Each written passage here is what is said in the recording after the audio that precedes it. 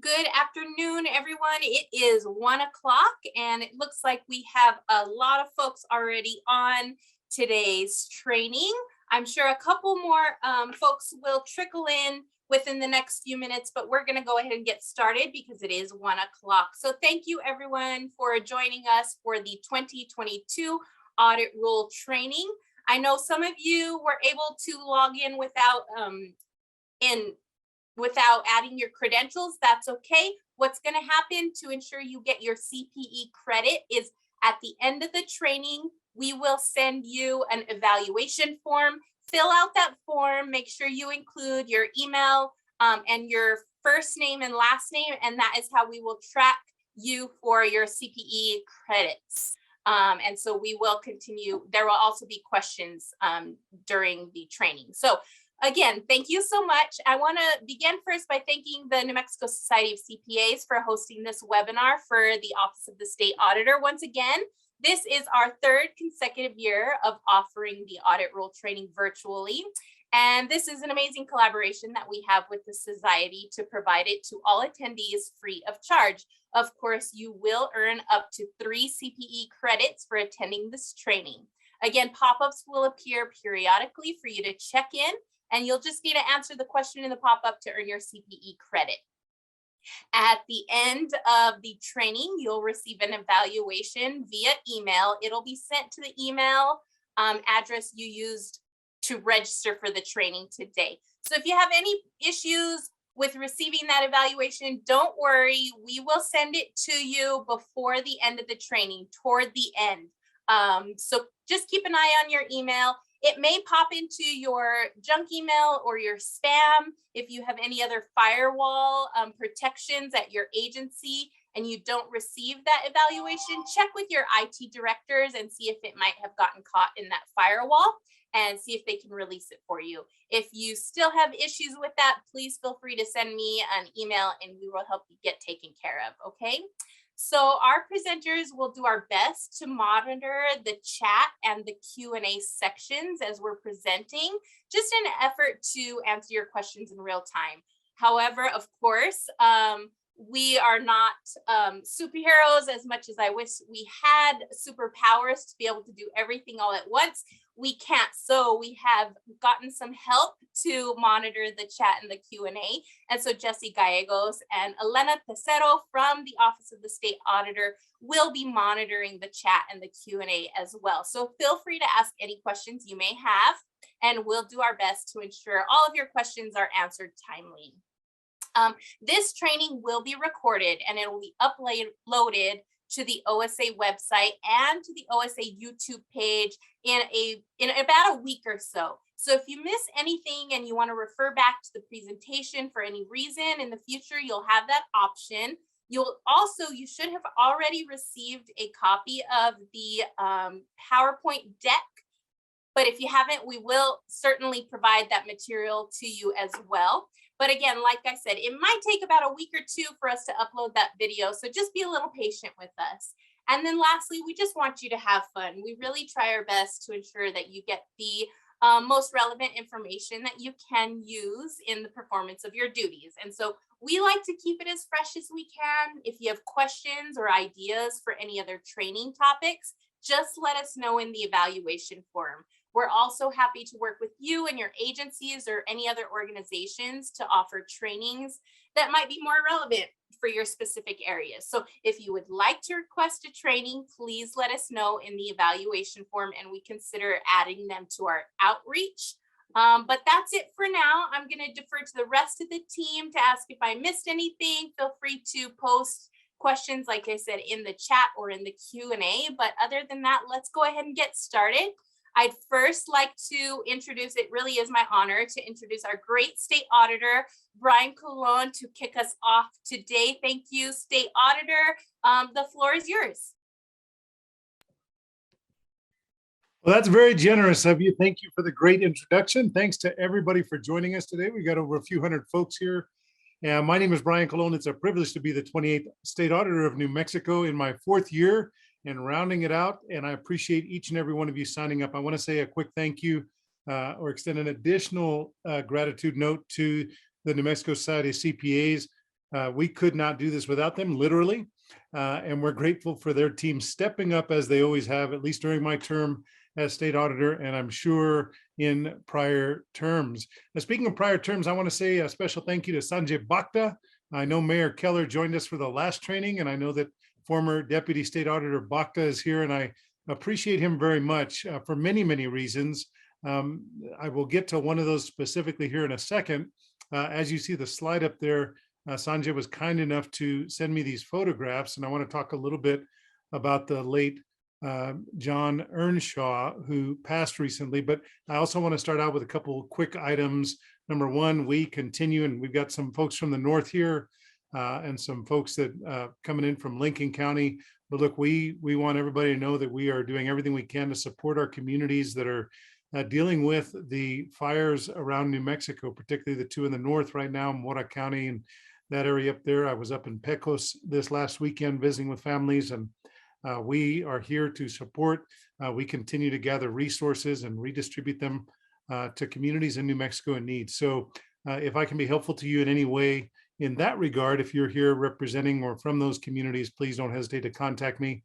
As always, my personal cell number, you have all my professional contacts, but also my personal number and email will end up in the chat before I finish up here. So I also want to say, for those of you who are observant or who recognize some of the Jewish calendar, today is Yom HaShoah, which is the Remembrance Day for the Holocaust. So I certainly want to take a moment to honor that date on the Jewish calendar.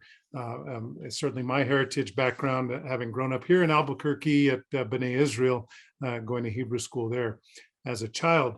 I also want to make sure that, I think Stephanie mentioned it in passing. I know she'll mention it at least one other time, but OSA has had some phenomenal people come through, but many of your agencies have helped pick them up after they've done a great job at OSA. So we've got some vacancies. So we definitely want to put the opportunity for you to click on the link in the chat for our current job postings. We currently are seeking, thank you, Stephanie, for those notes in the chat, an opportunity to fill the Deputy State Auditor's role. We definitely miss Natalie, who went over the Children's Trust Board and is doing a great job over there. And also in our financial division, we do have some postings there. So let me just quickly give a couple of data points about John. I know he was a friend to many in this financial sector here in New Mexico. He passed away on December 25th, Christmas Day last year in Albuquerque, New Mexico. And the reason that we want to definitely not just honor his legacy and his memory today, but also the funeral service and memorial is open to everyone, and it's scheduled for Tuesday, May 17th at 11 a.m. at St. Elizabeth Ann Seton Catholic Church in Edgewood. So again, that's Tuesday, May 17th at 11 a.m. at St. Elizabeth Ann Seton Catholic Church in Edgewood, New Mexico. John grew up in Flagstaff and graduated from Northern Arizona University with a degree in accounting and moved to Albuquerque, where he worked and earned an MBA and ultimately became a CPA. He went to work for Pete Marwick, the New Mexico Office of the State Auditor, and then for the New Mexico Department of Finance and Administration before he retired at the ripe young age of 75. During his tenure and years at the Office of the State Auditor, he mentored countless staff members and was renowned for his incredible and exemplary work ethic, commitment to public service, and really, he was a source of historic and institutional knowledge that served all of our stakeholders well, whether you were a member of our IPAs, the firms out there that do work with us every single day to get us from where we are to where we need to be, or whether you worked at OSA or any other agency in New Mexico. I think that John was a resource for many. So I just wanted to take a moment to honor John Earnshaw, CPA, somebody who is a familiar face to many of the participants in today's training. So with that, I think I will just tell you that it has really been a privilege to serve you as your state auditor of New Mexico. I look forward to the audit rule training every year. It's the one time that I get to visit with so many of you and touch base and reconnect. And so I'm sorry we're not doing this in person. But on the other hand, as we have embraced accountability, transparency, and excellence in government, we know that actually this has been a cost savings approach. for many of our agencies around the state, and something that has been more convenient for many individuals who balance many things in their own professional and personal careers and journeys. So we hope this is convenient. We are glad you're here, and we're going to get started with the presentation.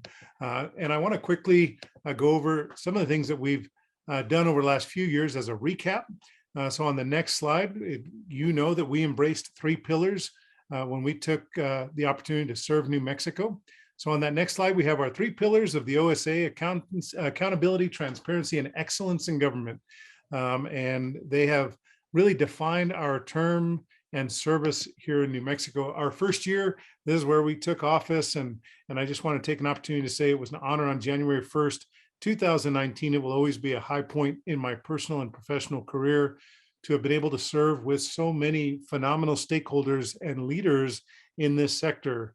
So I just want to say thank you. Hopefully we've, in a tangible and constructive way, we've continued to build on the legacy of my predecessors, some who are here now, the legacy of the team members that have worked at the Office of the State Auditor, and hopefully we've made the accountancy sector and the auditing sector proud of the work we've been able to do. We've tried to increase accessibility every step of the way, and I couldn't have done that without my phenomenal team members. So I want to say thank you to everyone who has served with me as a civil servant at the Office of the State Auditor. On the next slide, you'll recall that one of the first things we did was we had a designation of a special audit that showed substantial weaknesses in our transparency in the way we do business in New Mexico. And we really took the opportunity to change the system. And the policies and procedures are now up to date. We have better controls, but most importantly, we no longer have secret settlements in New Mexico. And based on the results of our audit and engagement, I want to say thank you to RMD, to GSD, for embracing real transparency in government and continuing to build as we increase our stakeholders' trust in government and faith in the system. This is about accountability and transparency, and it was where we started in our work at the Office of the State Auditor during my term. So if we go to the next slide, here are a few more highlights. I will get to be the first full-term state auditor since Attorney General Hector Balderas held the office 8 years ago, back in 2014, as he served back-to-back terms, a full 8 years, and of course is now rounding out his second term as our Attorney General. One of the things that was super concerning to the team, and we wanted to find a new approach forward, was reducing the audit report review backlog and actually holding ourselves more accountable by creating an aging report that came out on a weekly basis so that we knew really where we were at any moment in time. And I think that engaging, as I have so frequently, with our independent public accountants, our stakeholders, they've said that this has been a real area of improvement. We couldn't have done that without technological updates, the OSA Connect improvements that were made. We continue to take your feedback. We continue to get better. There's still a couple of items that are still really kind of in my craw.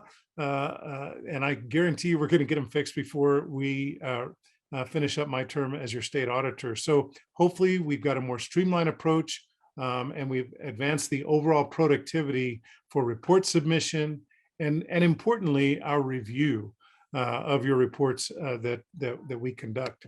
Also, I take a lot of pride in having taken the office to the next level cosmetically. And I do think that cosmetically it matters in terms of the source of pride that New Mexicans and our employees on the team can have.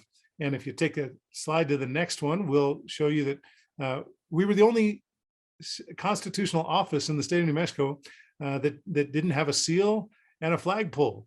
And so while it seems to simply be cosmetics, I was able to add a seal to the building.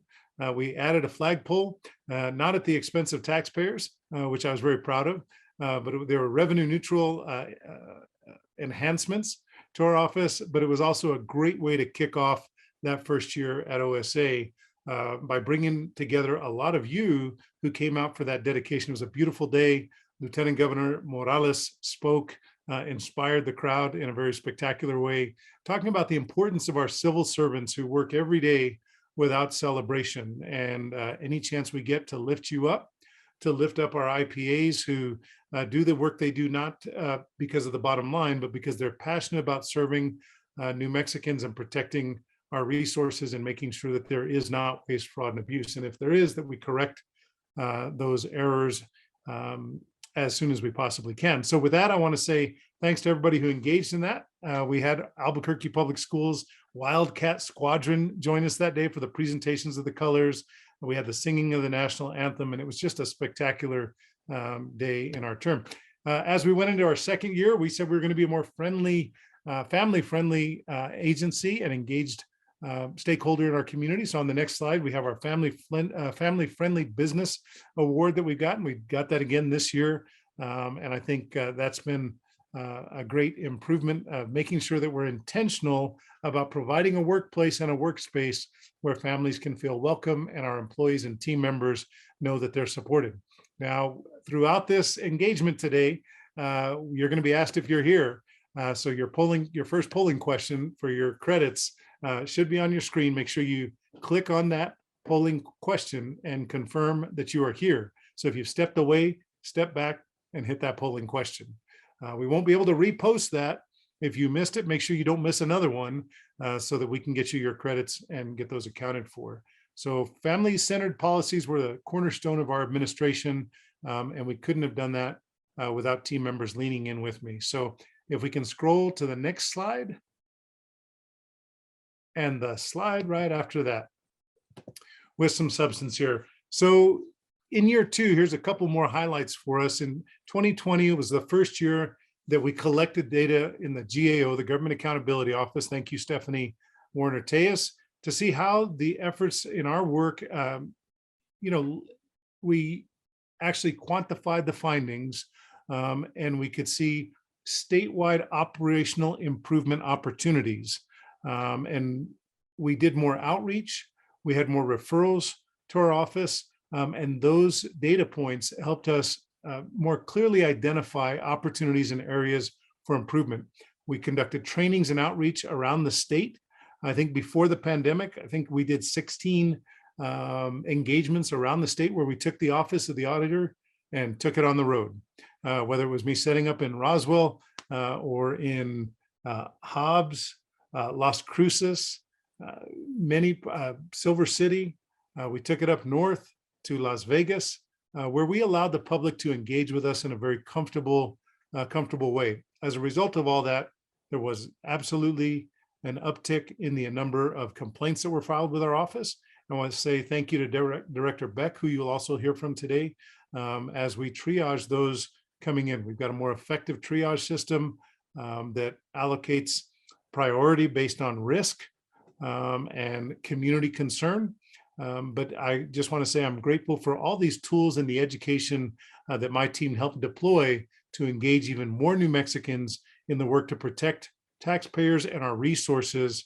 And I'm just grateful that I had the opportunity to obtain the CFE credential in our first year, and that helped me lean in on this work of public engagement. So on the next slide, I want to say that we also have done a lot of legislative engagement to increase the quality. If we can scroll down to that next slide.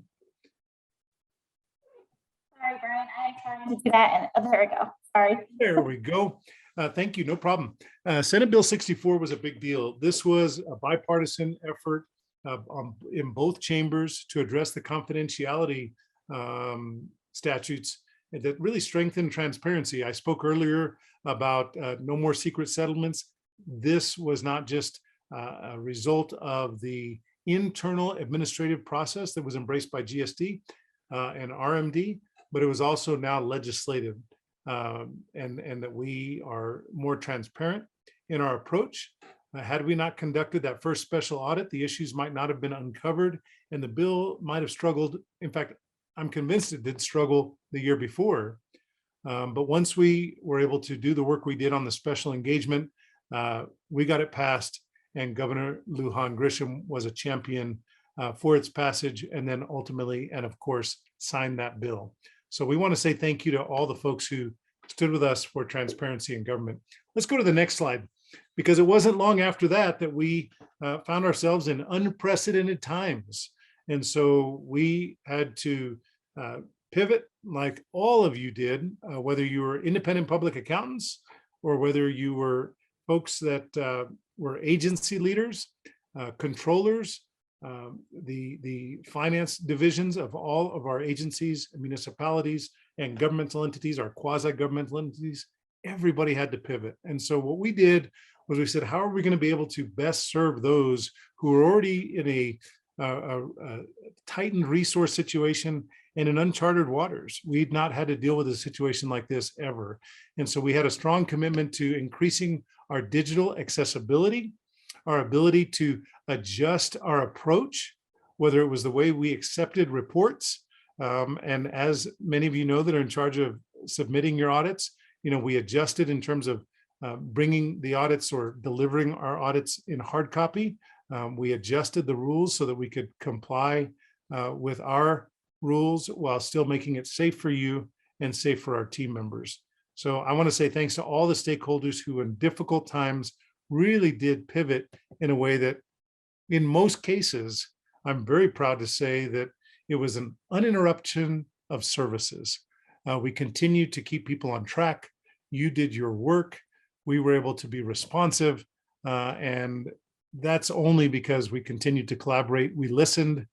You gave us the feedback we needed. And hopefully you would agree that over the last 2 years, we've been able to engage in teleconferences or other virtual options to help make sure that during this emergency and this pandemic, we were able to continue the services that are so critical for many reasons, whether it's bond ratings or whether it's for those of you that do single audits and it's your federal funds that need us to be quickly responsive when you engage. But again, as you see today, we're working with the New Mexico Accountancy Board and the Society of CPAs to provide this training virtually in a space and place, hopefully that's convenient for you, safe for you, and comfortable. So with that, we'll go to the next slide, taking us to year 3. It was a little bit different than year 2. As we entered the second year of the pandemic, we all got a little more comfortable with Zoom. I get to see, I think, several of my team members on that particular graphic there. But we really did address complex challenges that were presented by the pandemic with a lot of creativity. But more importantly, it required that collaboration I just talked about. And I think we've all been successful by continuing to communicate with one another, collaborate with one another, and making sure that we put our stakeholders first.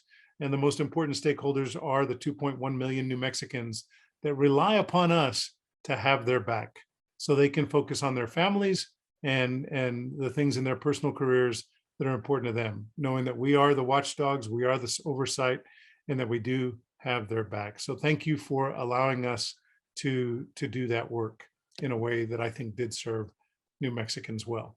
So on the next slide, I want to talk a little bit about the increased risk that all of us have had to deal with based on the pandemic. This global pandemic was really an opportunity where fraudsters and those who want to prey on our most vulnerable, there was increased risk and increased impact. Through the GAO and our office, we issued several risk advisories to provide stakeholders with best practices and guidance. As you know, many of you were involved in the situations where agencies were trying to get resources out to the people of New Mexico who needed it during crisis. But on occasion, we had to pump the brakes, so to speak, and you worked with us to make sure that we deployed those resources in a way that was appropriate and compliant with all rules, regulations, and the laws of the state of New Mexico. So thank you for that. If you take a look at the next page, it kind of gives you a highlight there of the collaborative partnerships. These are just a few of the risk advisories that the Government Accountability Office and under Stephanie's leadership, we issued. And I want to say thank you to Jesse, our general counsel, who's been with me from day one as well, helped make sure we were getting this right. And we couldn't have done it without working with agencies like the Legislative Finance Committee, Workforce Solutions, our Tax and Rev Division. All of these agencies stepped up to work with us so that we could communicate well with the public. So on the next slide, it takes us to this 4th year, one of my favorite pictures of all time and during service. These are two of my fellow constitutional officers, Secretary of State Maggie Toulouse Oliver, Land Commissioner Garcia Richard. They are two phenomenal leaders in New Mexico who've done a great job. This was, I believe, the State of the State address at the beginning of this year. And as your auditor for the last year, having decided not to run for a second term and looking at other options for continued service to New Mexico, I just want to take a minute to say thanks to all my colleagues who have served with me and who have allowed me to do what I do that enriches my life and my journey, which is to lift up New Mexico, to engage with communities who are often on the margins and who feel forgotten or unseen. I hope I've been as responsive as I told you I would be when I took office 3.5 years ago. I hope I will continue to be a resource for you in the years ahead. But let me just say that in year 4, on the next slide, I want to just end with some of the really important work that we've done in my administration, which is build out our Conservatorship Division. This is a newly established, it was a pilot project, and now it is a full-blown and recurring opportunity that we have to protect our vulnerable elders and those who are under conservatorships. We now get to, as of July 1st, receive reports from conservators under the probate code. We have additional authority to review those and get additional information as we deem necessary. So I want to say thank you to Lisa for helping us build out the division. And again, Jesse, for helping us stand that up in a way that I think will serve New Mexicans very, very well in the years ahead. During last year, we had 3 positions. Now we've got 3 additional positions that were funded by the governor and the legislature, who made this a priority. For those of you that have been at the table for a long time, you'll recall the Ayudando case that was just heartbreaking for many, many reasons, but we are optimistic that this additional accountability measure will assist us in identifying those folks who take advantage of the most vulnerable earlier, and we can intervene. So thank you to everybody who helped us in terms of advocacy for that division. On the next slide, we will continue to do this work. This gives you a little bit more texture about the work we already did, having reviewed 1,200 reports since the law went into effect in 2021. And as we continue to gather resources, we'll continue to be able to have additional oversight and engagement in this area. You will all, if you have not already received it, I think you did receive it in advance, but you will receive this entire slide deck. If there's additional information I can provide, as you know, I'm always excited to hear from you, so don't hesitate to reach out. So I want to say thanks to the Administrative Office of the Courts, my new WINGS panel, which is an oversight panel that deals with guardianship and conservatorships in New Mexico. I want to say thank you to the Supreme Court for establishing that WINGS committee that meets on a regular basis to continue to adjust and make sure we're doing everything we can to protect New Mexicans. So on that last slide, you will see my phone number. You'll see my official email address. And I want to just close with a quick thank you to my team who put this slide together, the slide deck together, and for leaning in, engaging with each of you as we do this annual audit rule training. Thank you for joining us. I will remain available to you, and I'll come back for some closing sentiments. But I just want you to know that it has been an honor and privilege to work with all of you, whether it's during award presentations with our associations, New Mexico counties, the Municipal League, all of you who've given me an opportunity to celebrate excellence in New Mexico. I always say that those of us who are constitutional officers were introduced, and then it's always followed by a round of applause because people are polite. But there are thousands of civil servants every day. They get out of bed, they do the job to work and serve New Mexicans, and at the end of the day, they go home. They don't get the applause, but hopefully they know that they have my gratitude and the gratitude of 2.1 million New Mexicans who know that you work to serve them every day. So here's a round of applause to you. My gratitude. It's an honor and privilege to be your state auditor of New Mexico. I'm Brian Colon. I'll see you again at the end of today. Thank you.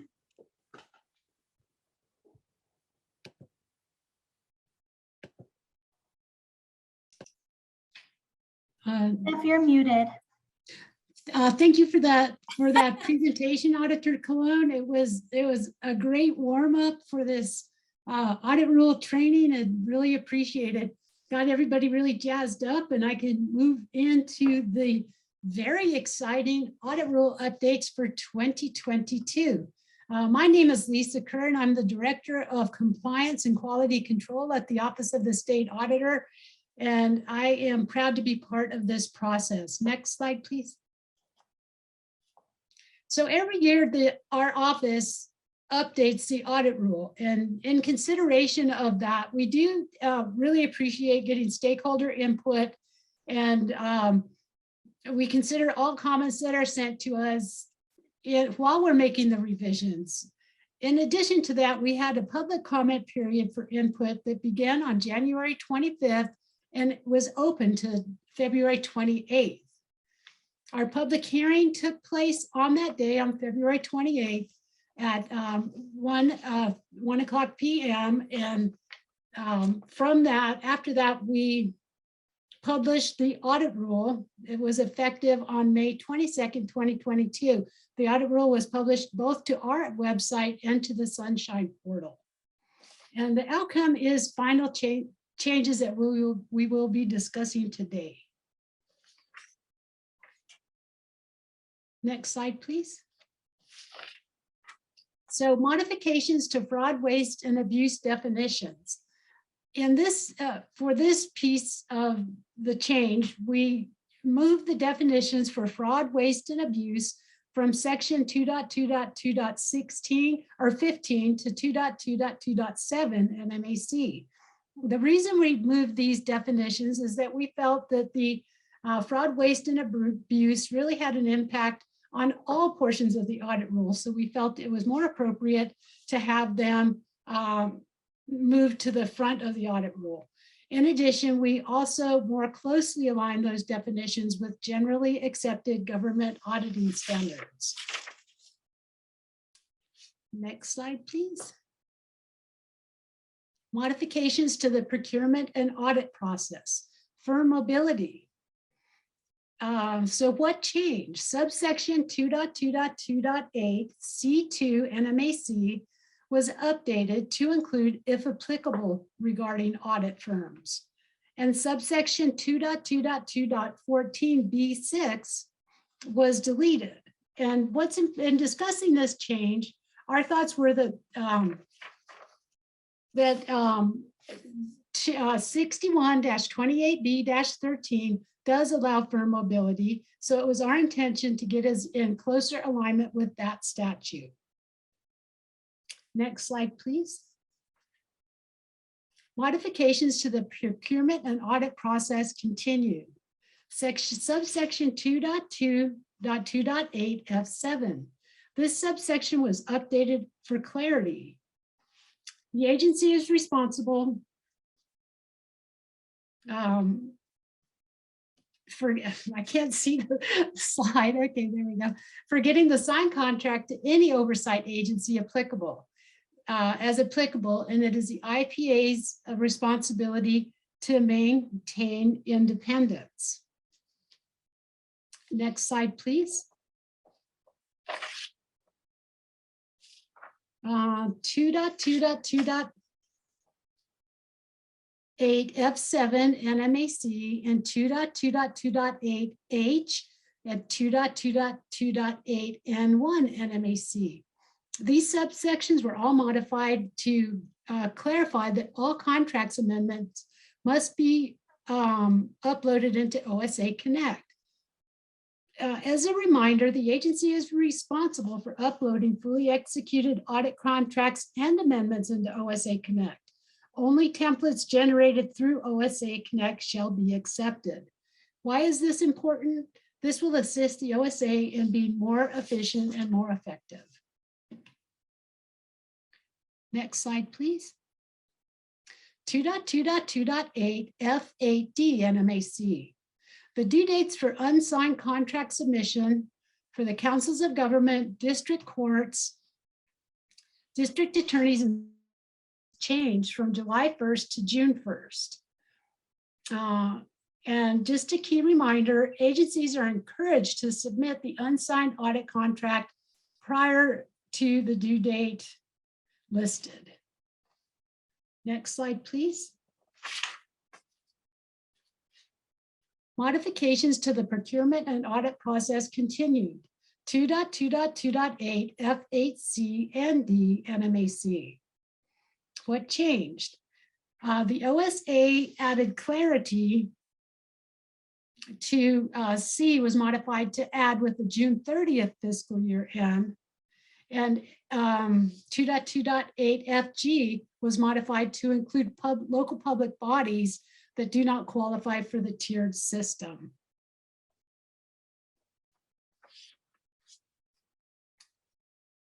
Next slide, please. Modifications to the procurement and audit process continued. Contract amendments.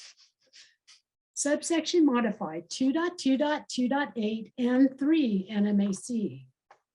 What changed? We removed the requirement for the IPA to submit the request for a contract amendment with the signed contract amendment. Why this matters? All contract amendments are now required to be submitted through OSA Connect so that a separate permission is no longer necessary. And this will help streamline the process, increase the efficiency and effectiveness for all parties concerned.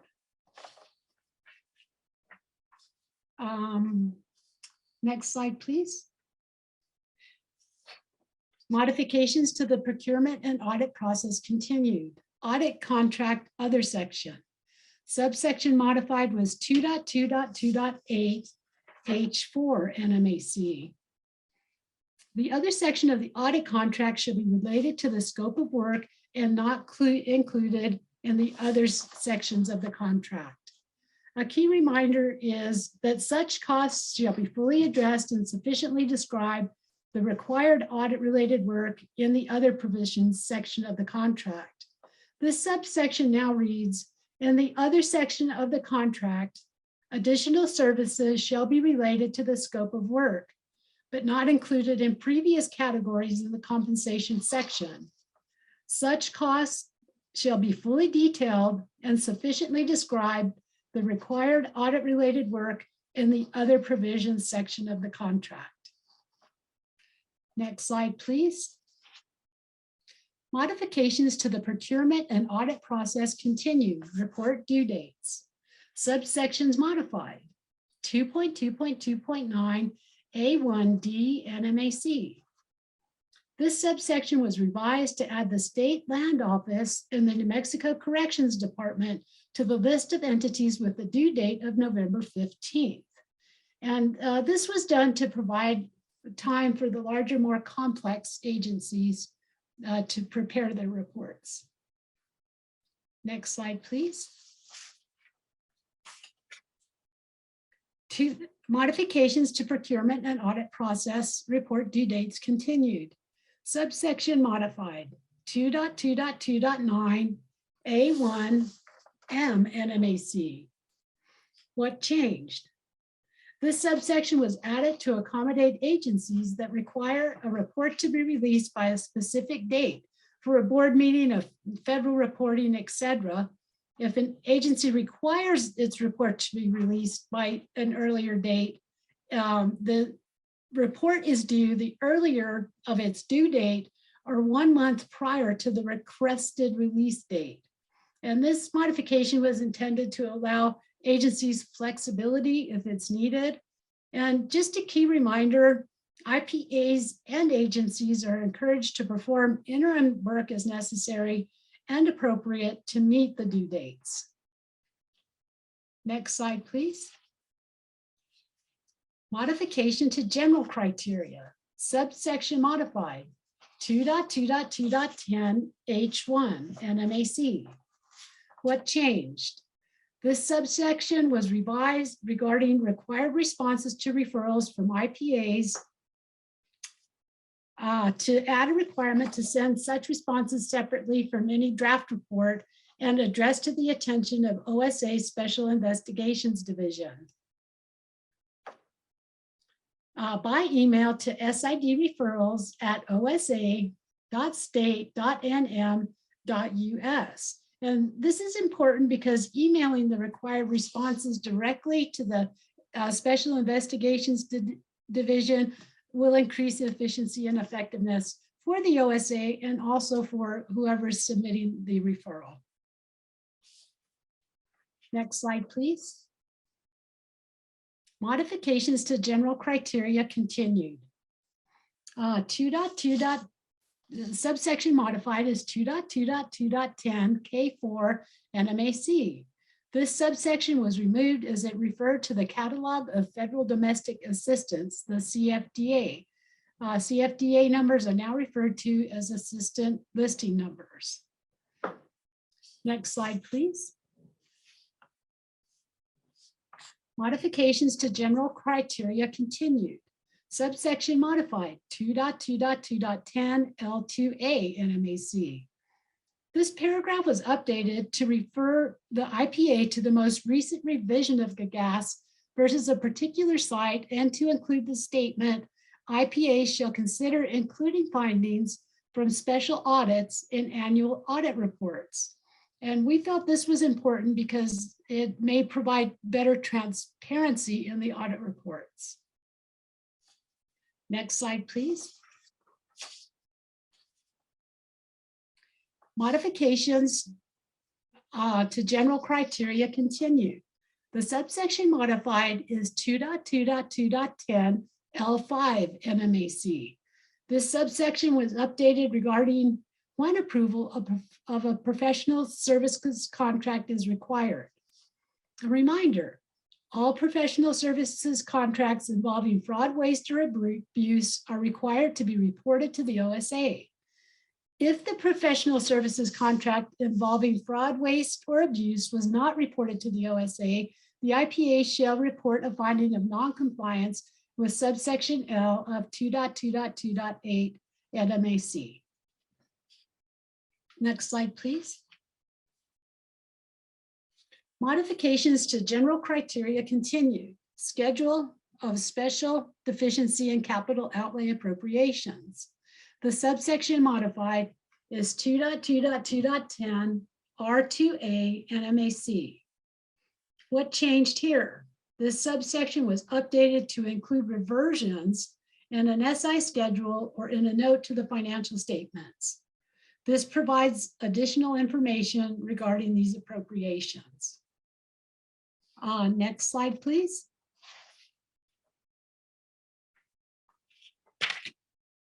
The modifications to general criteria continue.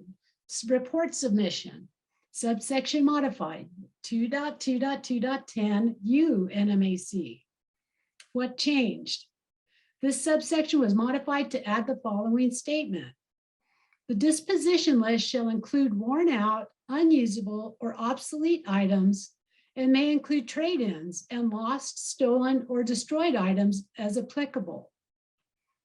This change was made as the OSA had received numerous inquiries from our stakeholders, both IPAs and agencies, as to whether worn out, unusable, or obsolete items, including trade-ins and lost, stolen, or destroyed items, should be considered disposition. This clarification is intended to address those concerns by providing clarity. Next slide, please. Modifications to general criteria continued. Subsection title. Subsection modified is 2.2.2.10 W Nmac. And what changed? This subsection was retitled Inventory Certification. And this is important because this now aligns with the audit rule. This section had previously been titled Capital Asset Inventory, but the audit rule refers to an inventory certification. Next slide, please. Modifications to general criteria continue. Inventory certification. Subsection modified was 2.2.2.10 W1 Nmac. What changed? This subsection was updated for clarity to ensure compliance with 12.6-6 NMSA 1978. 12-6-10 1978, with additional requirements. Key reminders. IPAs are responsible for ensuring the correctness of the inventory listing by generally accepted auditing procedures, including groups of assets, if applicable. All agencies must conduct a physical inventory of movable chattels and equipment costing more than $5,000. And upon completion, the inventory listing shall be certified by the governing authority as to its correctness. Next slide, please. Modifications to specific criteria, reversions to the state general fund.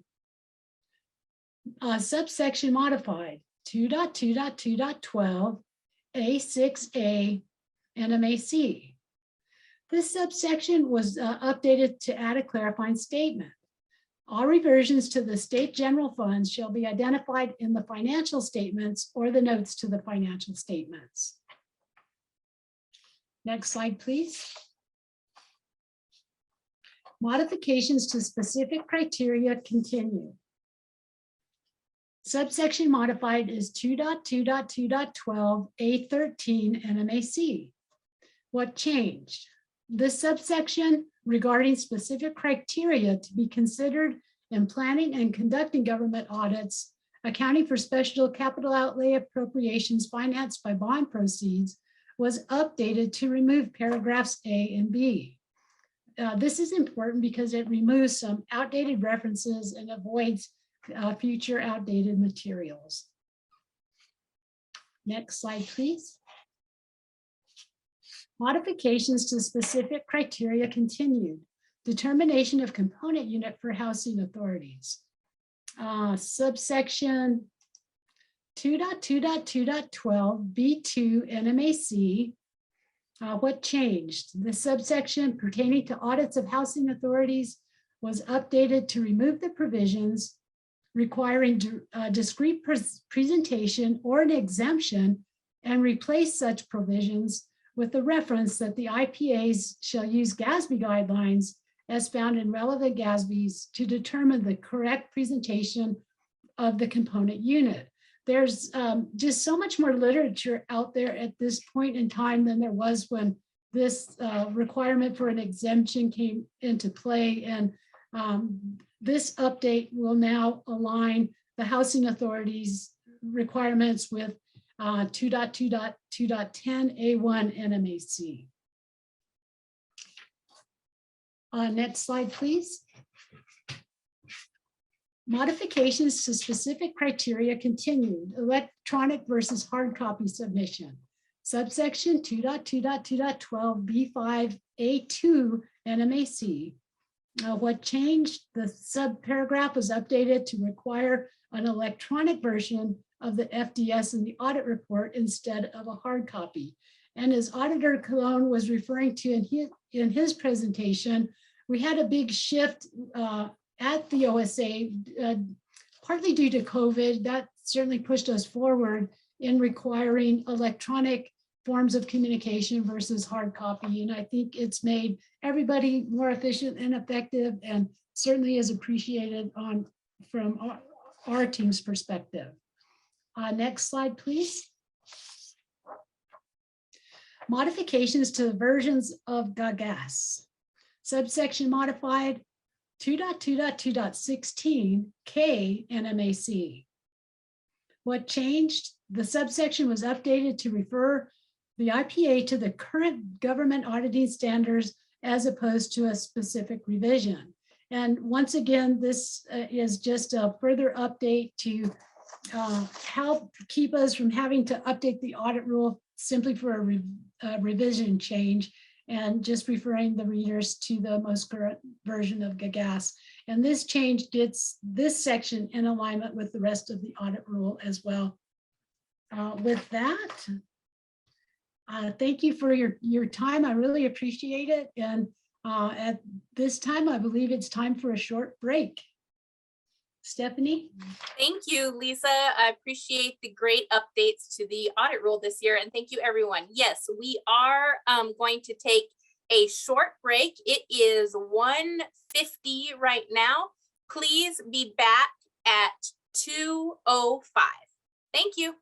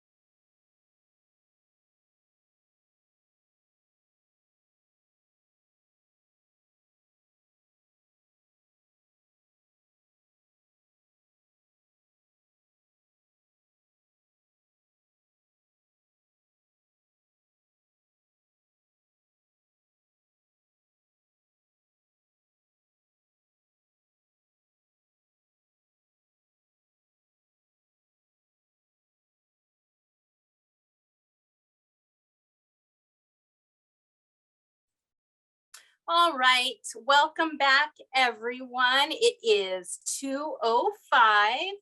And Amanda, why don't you go show that next slide really quick? I just want to highlight a little bit about what's coming up. As you know, our great partners here at the Society, we will be hosting the Government Finance Experts Conference coming up here at the end of May. Of course, if you've been to this conference before, you know how valuable the information is, whether you're employed as a governmental entity or serve as an external IPA. It really is, essential to remain up to date on the most recent standards and procurement pronouncements and regulations, any other type of trends. And this is a one-stop shop conference to get all of that information. So we certainly invite you to register for the conference. I'm placing the link in the chat so you can register for it right now. It's going to be a great conference. It is both in person and virtual. The great thing about the in-person event is, for those of you who are registered for the in-person event, there will be a raffle for those in attendance. You can win a round of golf for two. You can win a free society membership, or even $100 towards some CPE. So definitely register for that conference, May 23rd through the 25th. I'm sure you're going to see some familiar faces at the conference presenting. So I look forward to seeing you there. And then another quick update for you before we move on as well. I'm going to remind everyone the OSA is hiring.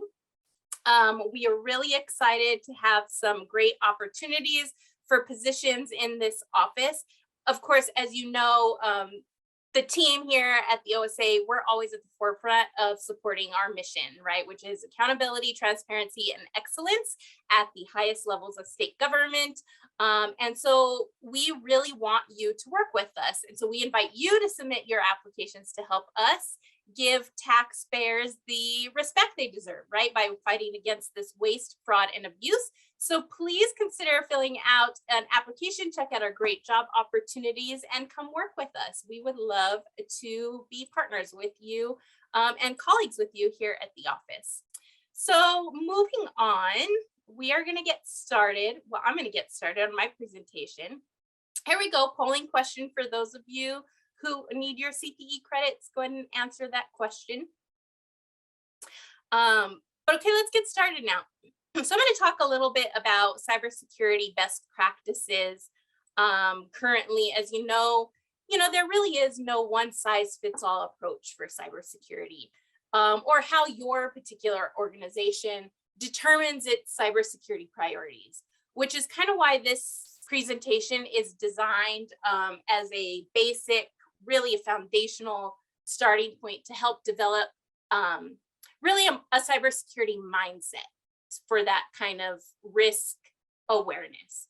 And so through well-planned cybersecurity programs that are multifaceted, organizations of any size really can greatly mitigate risks that are posed by computer frauds, things like malware or social engineering techniques, unauthorized access to sensitive data, which a lot of us deal with daily. So today you're going to receive really a high-level overview of cybersecurity and take away some best practices that hopefully will provide you, again, with that foundation, that basic understanding of methods that you can use to better protect that critical cyber infrastructure at your agencies. So let's go ahead and jump into the next slide here. So a lack of policies and procedures, internal controls really related to the monitoring and oversight of issued technology is kind of one of the critical issues that we have been seeing at our office when we're looking at the findings. And so it really is critical to develop and maintain regular review of these type of internal controls. So in one instance, we noted a department didn't have a policy related to state issued cell phones. In another instance, we noted a commission didn't have procedures in place to monitor appropriate use of state issued technology.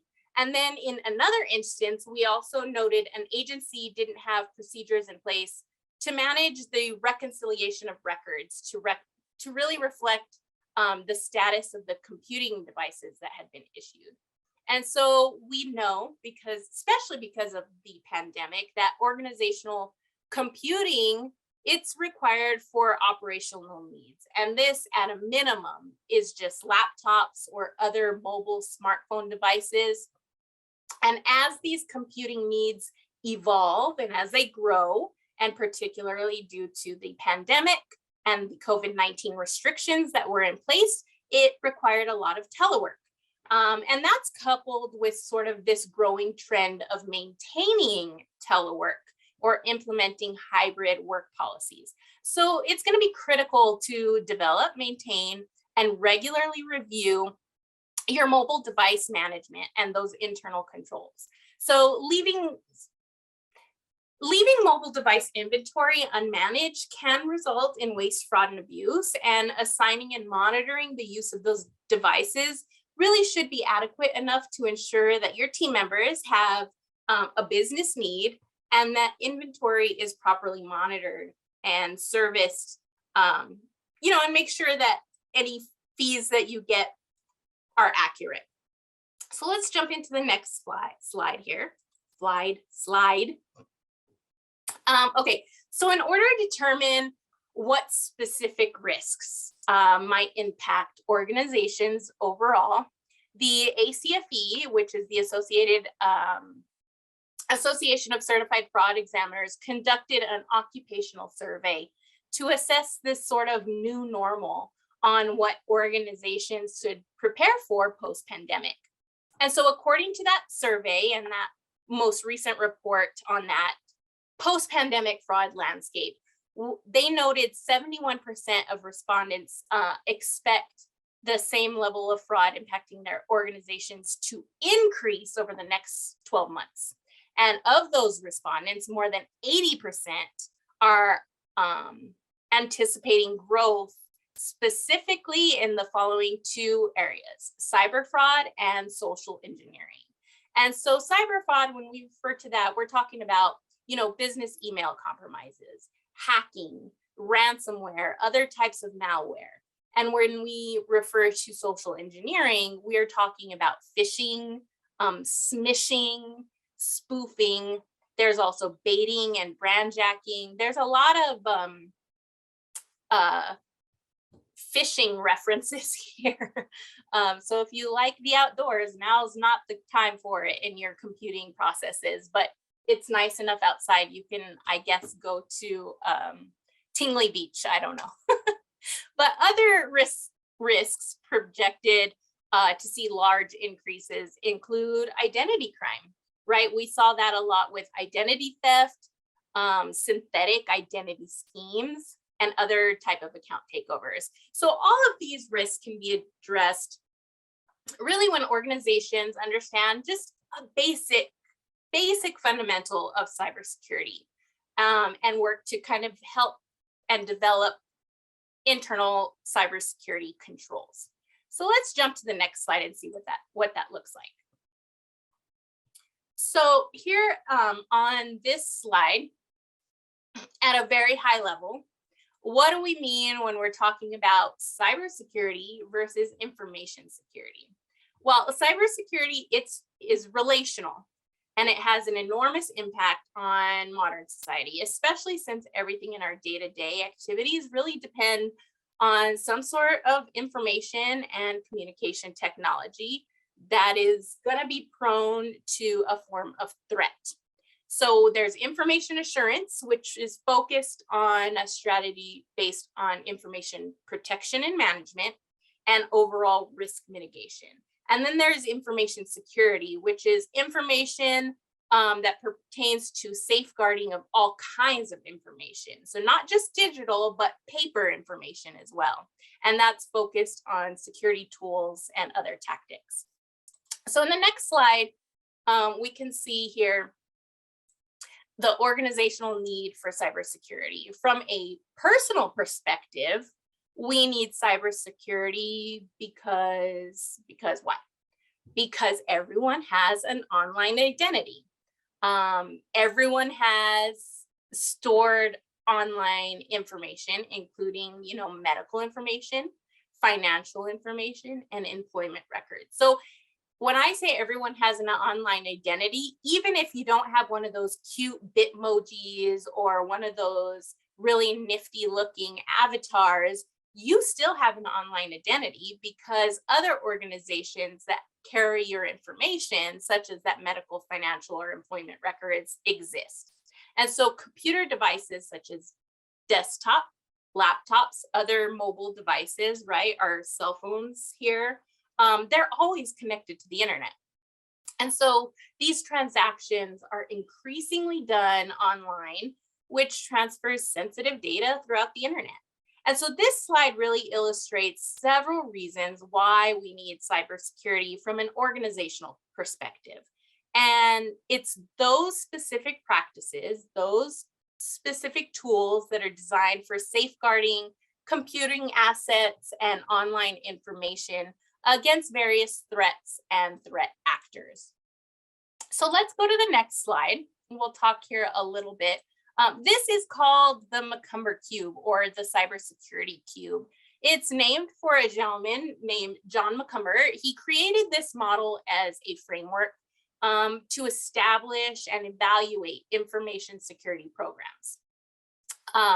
It is a three-dimensional Rubik's Cube-like grid, as you can see. And so I won't spend much time on this cube, but I just wanted to give you a quick idea about cybersecurity architecture. And this really does serve as a good visual reminder on the importance of considering all aspects of design without becoming too focused on one piece in particular. So this is more of a framework for the IT security management professionals. I'm sure there are several in here from organizations like Do It.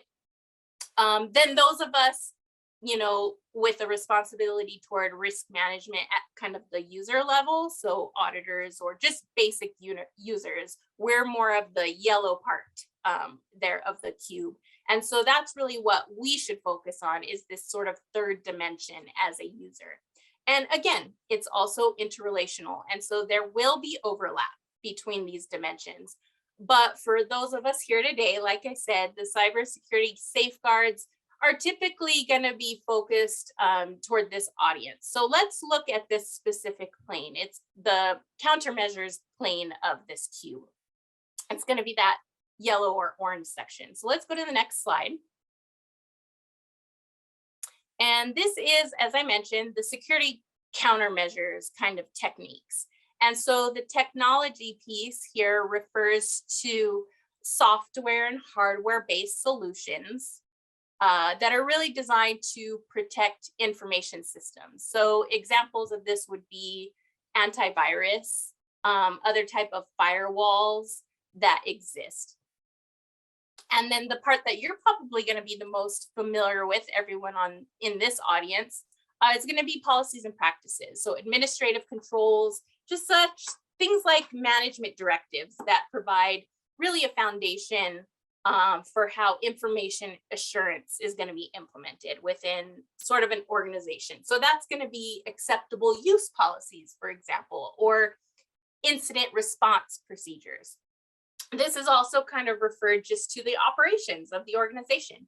And then that last piece of this plane is the people, human factors, you and me and, our team members and our friends and our colleagues. And so this piece is really ensuring that the users of these systems are aware of what their roles are, what their responsibilities are regarding the protection of these information systems. And really making sure that we're capable of following standards, right? So an example of this would mean something like creating an end user training to avoid computer virus infections, or how we can recognize social engineering tactics. And so this part of the plane really is referred to as, basic personnel, right? So let us jump to the next slide, and we'll go through each one of these three things really quickly.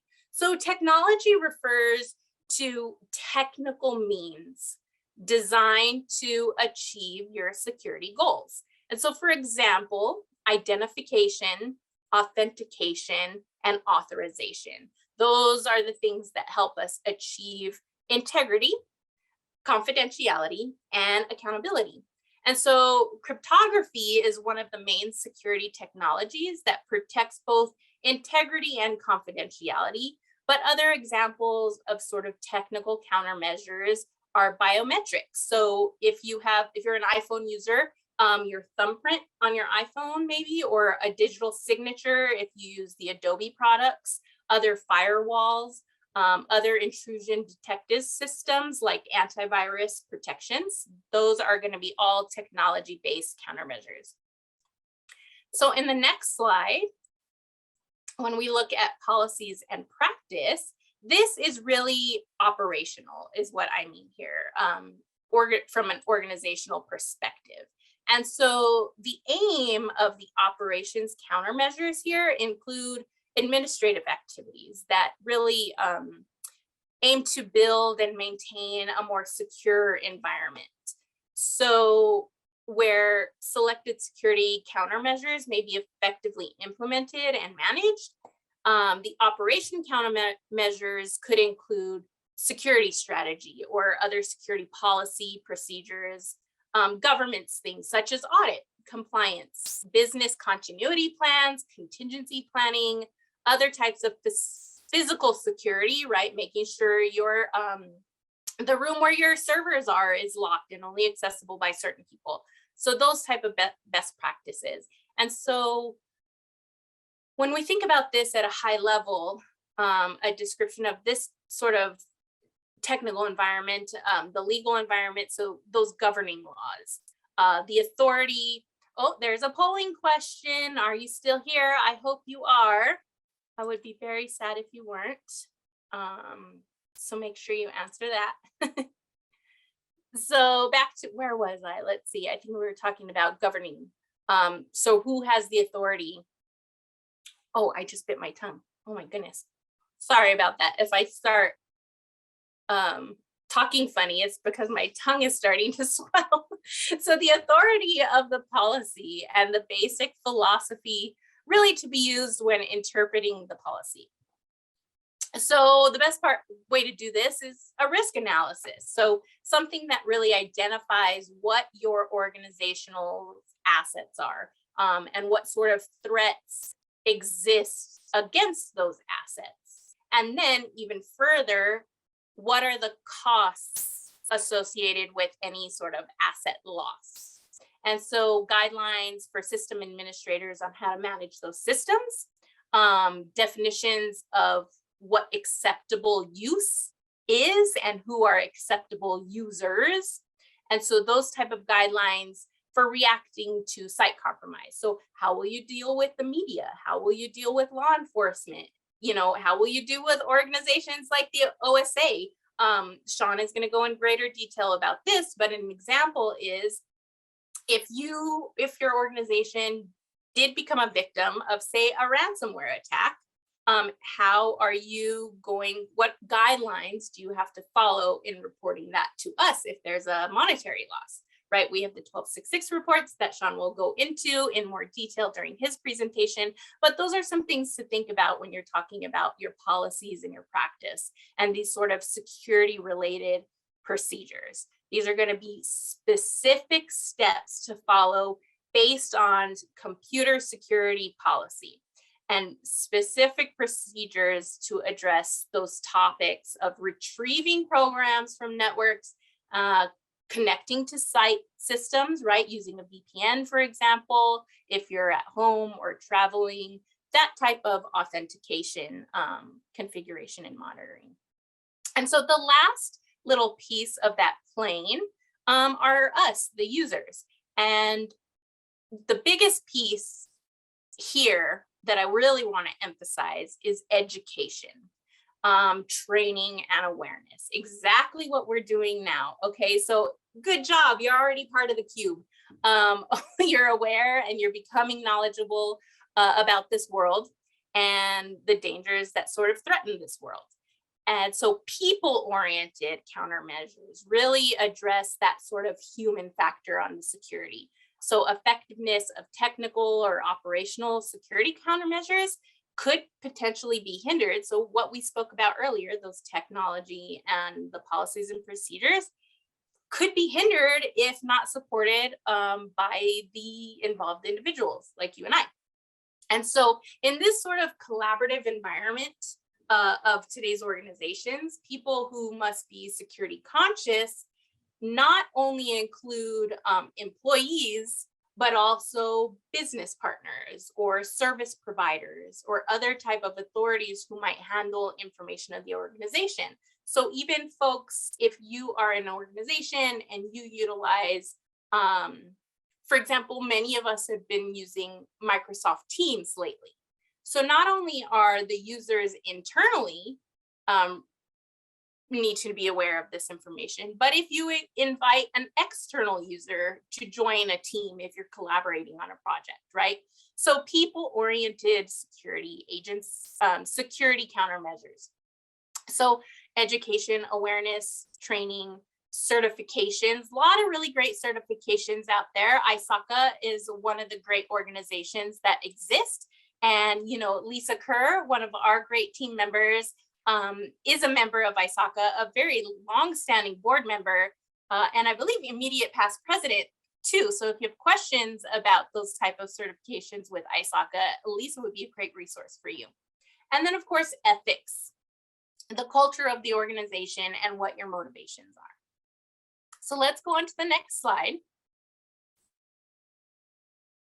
Let's see, one more. There. Let's see. Do you see that? I'm not really seeing anything. I wonder what's going on here. There's nothing on my screen. Just kidding. It's camouflaged. I know that's not a great joke, but listen, this is Zoom. We do what we can to keep people engaged, okay? So here, I just want to point out, a camouflaged computer is not going to protect you from cybersecurity risks that exist, okay? It does look cute. Yes, thank you, Danny. I thought you guys might like that, you know, trying to break it up a little bit. But even though it looks cool, it's not going to protect you, okay, in the context of cybersecurity. The risk is the chance that a vulnerability will still be exploited. A risk can never totally be reduced to zero, okay? So I'm going to say that again. Risk can never totally be reduced to zero. The only completely risk-free system is one that is turned off and stored under your bed, right? Like in your coffee can, buried in your backyard. Yeah, it is perfect for game and fish. And so far, what we've gone over is really about one thing, and that's risk management. And so when we talk about the cube as a whole, or even just security countermeasures and that plane, what we're talking about is risk management and risk mitigation in the cybersecurity context. And so when I mentioned earlier, this whole post-pandemic new normal approach to cybersecurity, we really just need to be more vigilant than we ever have before, because the fact of the matter is that this pandemic really created the best possible scenario for cyber criminals and cybercrime and fraudsters to take advantage. Because what happens when our attention is diverted? That's when they swoop in. And so that's kind of what we're going to talk about here. So let's go to the next slide. Cybersecurity risk management. So here are some examples of risk that can affect cyber functionality. I'm not a cybersecurity professional, right? But I am educating myself enough to know what I can do to protect ourselves. And so our bosses, our supervisors, any type of managers, other cybersecurity professionals will look to us to reduce risk to a level that is acceptable. So we need to kind of understand, well, what does that mean, right? What is deemed to be acceptable? it's kind of subjective and it's going to be dependent on your organization. And for this reason, cybersecurity is as much of an art as it is about judgment, as it is about science, and as it is about technology. So sort of the more folks in your organization that you can bring together that have those different types of experiences and backgrounds can really help build your cybersecurity countermeasures. And so when I talk about what is the acceptable level of risk, that is kind of equivalent to, as auditors, what is the materiality of the risk. And so that's going to be up to management, and that's going to be up to the organization to sort of determine that level. So my recommendation is a really good idea to consult with organizations like Do It or another service provider to help with a risk assessment. What one person or what one manager may deem acceptable may not be acceptable to another organization. So your job is going to be to craft a cybersecurity solution that reduces risk to that acceptable level. So when determining a cybersecurity solution to a problem, you'll want to ask yourself, what is the risk? What will it cost to implement an acceptable solution?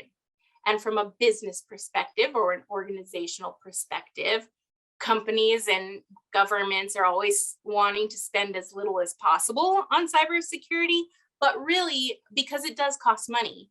And when you have no issues, you don't see a tangible benefit, but that is the tangible benefit, right? The no issues is the tangible benefit. So, and you don't want to learn that the hard way. And so you want to invest, it is an investment that's worthwhile in the long run. So some examples, right, that you might remember is the ransomware at APS, or Gadsden Independent School District also had some issues. And then Bernalillo County not too long ago also had a ransom issue. And all of this was in the news, and it was a big issue. So those are some things to consider. So in the next slide, conducting a risk analysis. So you want to review your organization's internal controls. And this is going to be important to ensure mobile device management is included. So review the process and assess the efficiencies and the effectiveness of those controls. Because this is related to technology, I highly recommend you review these internal controls regularly. Whether you decide to do that annually or quarterly is going to be up to you, but technology moves and advances so fast, you're going to want to make sure that your internal controls are moving and advancing with that. So update as needed to account for weaknesses that are identified. Don't spend more to protect an asset than the asset is worth, right? If no controls exist, prioritize immediately a risk assessment and immediately develop a necessary policy. Organizations should perform inventory reconciliation to ensure your internal records are current and reflect the current status of all your computing devices, your mobile devices, and perform another important thing that often gets forgotten is licensing reconciliation. So software use agreements, for example, entitlement rights, and the business need for team members. Because sometimes you might have 12 software licenses, but you're only utilizing, 4 maybe. So that's a good cost saving measure as well as a security measure. So let's go to the next slide here.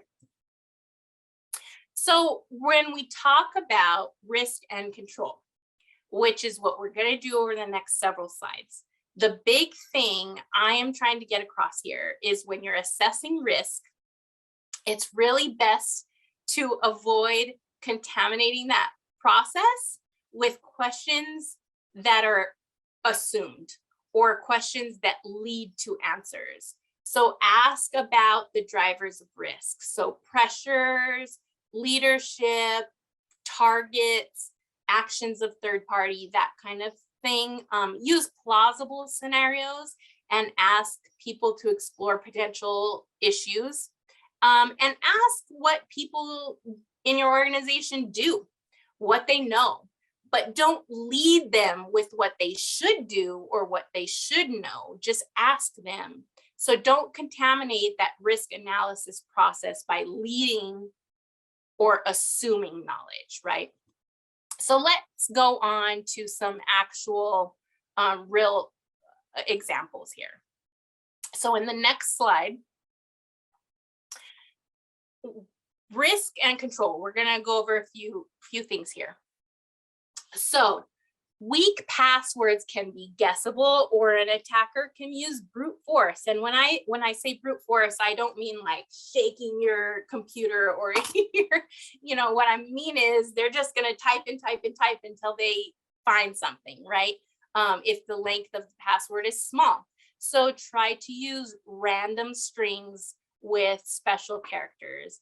And I know they can be hard to remember, but as a security point of view, it's better, right? So strong password is also needs to be stored properly. So keep that in mind. Don't, write it out on a sticky note and then put it on your computer screen where people can see it. But weak passwords always play a major role in a hack. So for ease of the user, of course, sometimes applications do not enforce password complexity. And so as a result of that, you see things, that's where you get passwords as like password 123 or 12345 or, silly things like that. And so they don't always mean lengthened characters used, because obviously password at 123, it's looks complex, but it's not, it's very guessable. So don't use passwords that are related to names, places, or cell phone numbers. Weak passwords can be super guessable. So try to use random strings with different characters. Strong passwords need to be stored properly. Again, think about it this way. We have a huge metal safe, right, to store valuable things in your house.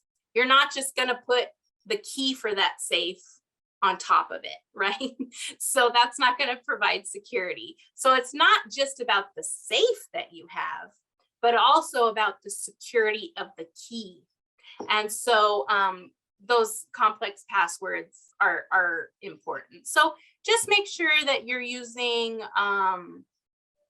you can use things like check password complexities. There's websites out there like custom validator controls, and those will help to validate sort of the input of those password check functions.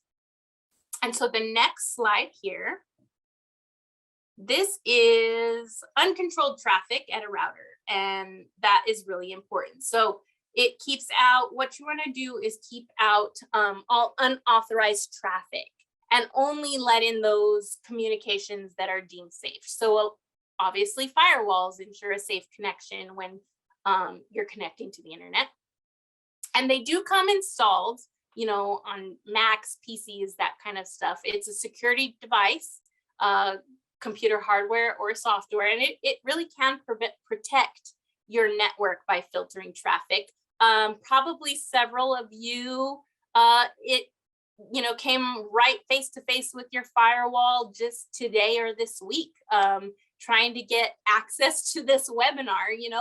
I got a few emails from folks. I didn't get the Zoom link. It might have gotten caught in your firewall. So that's a good thing. It's working.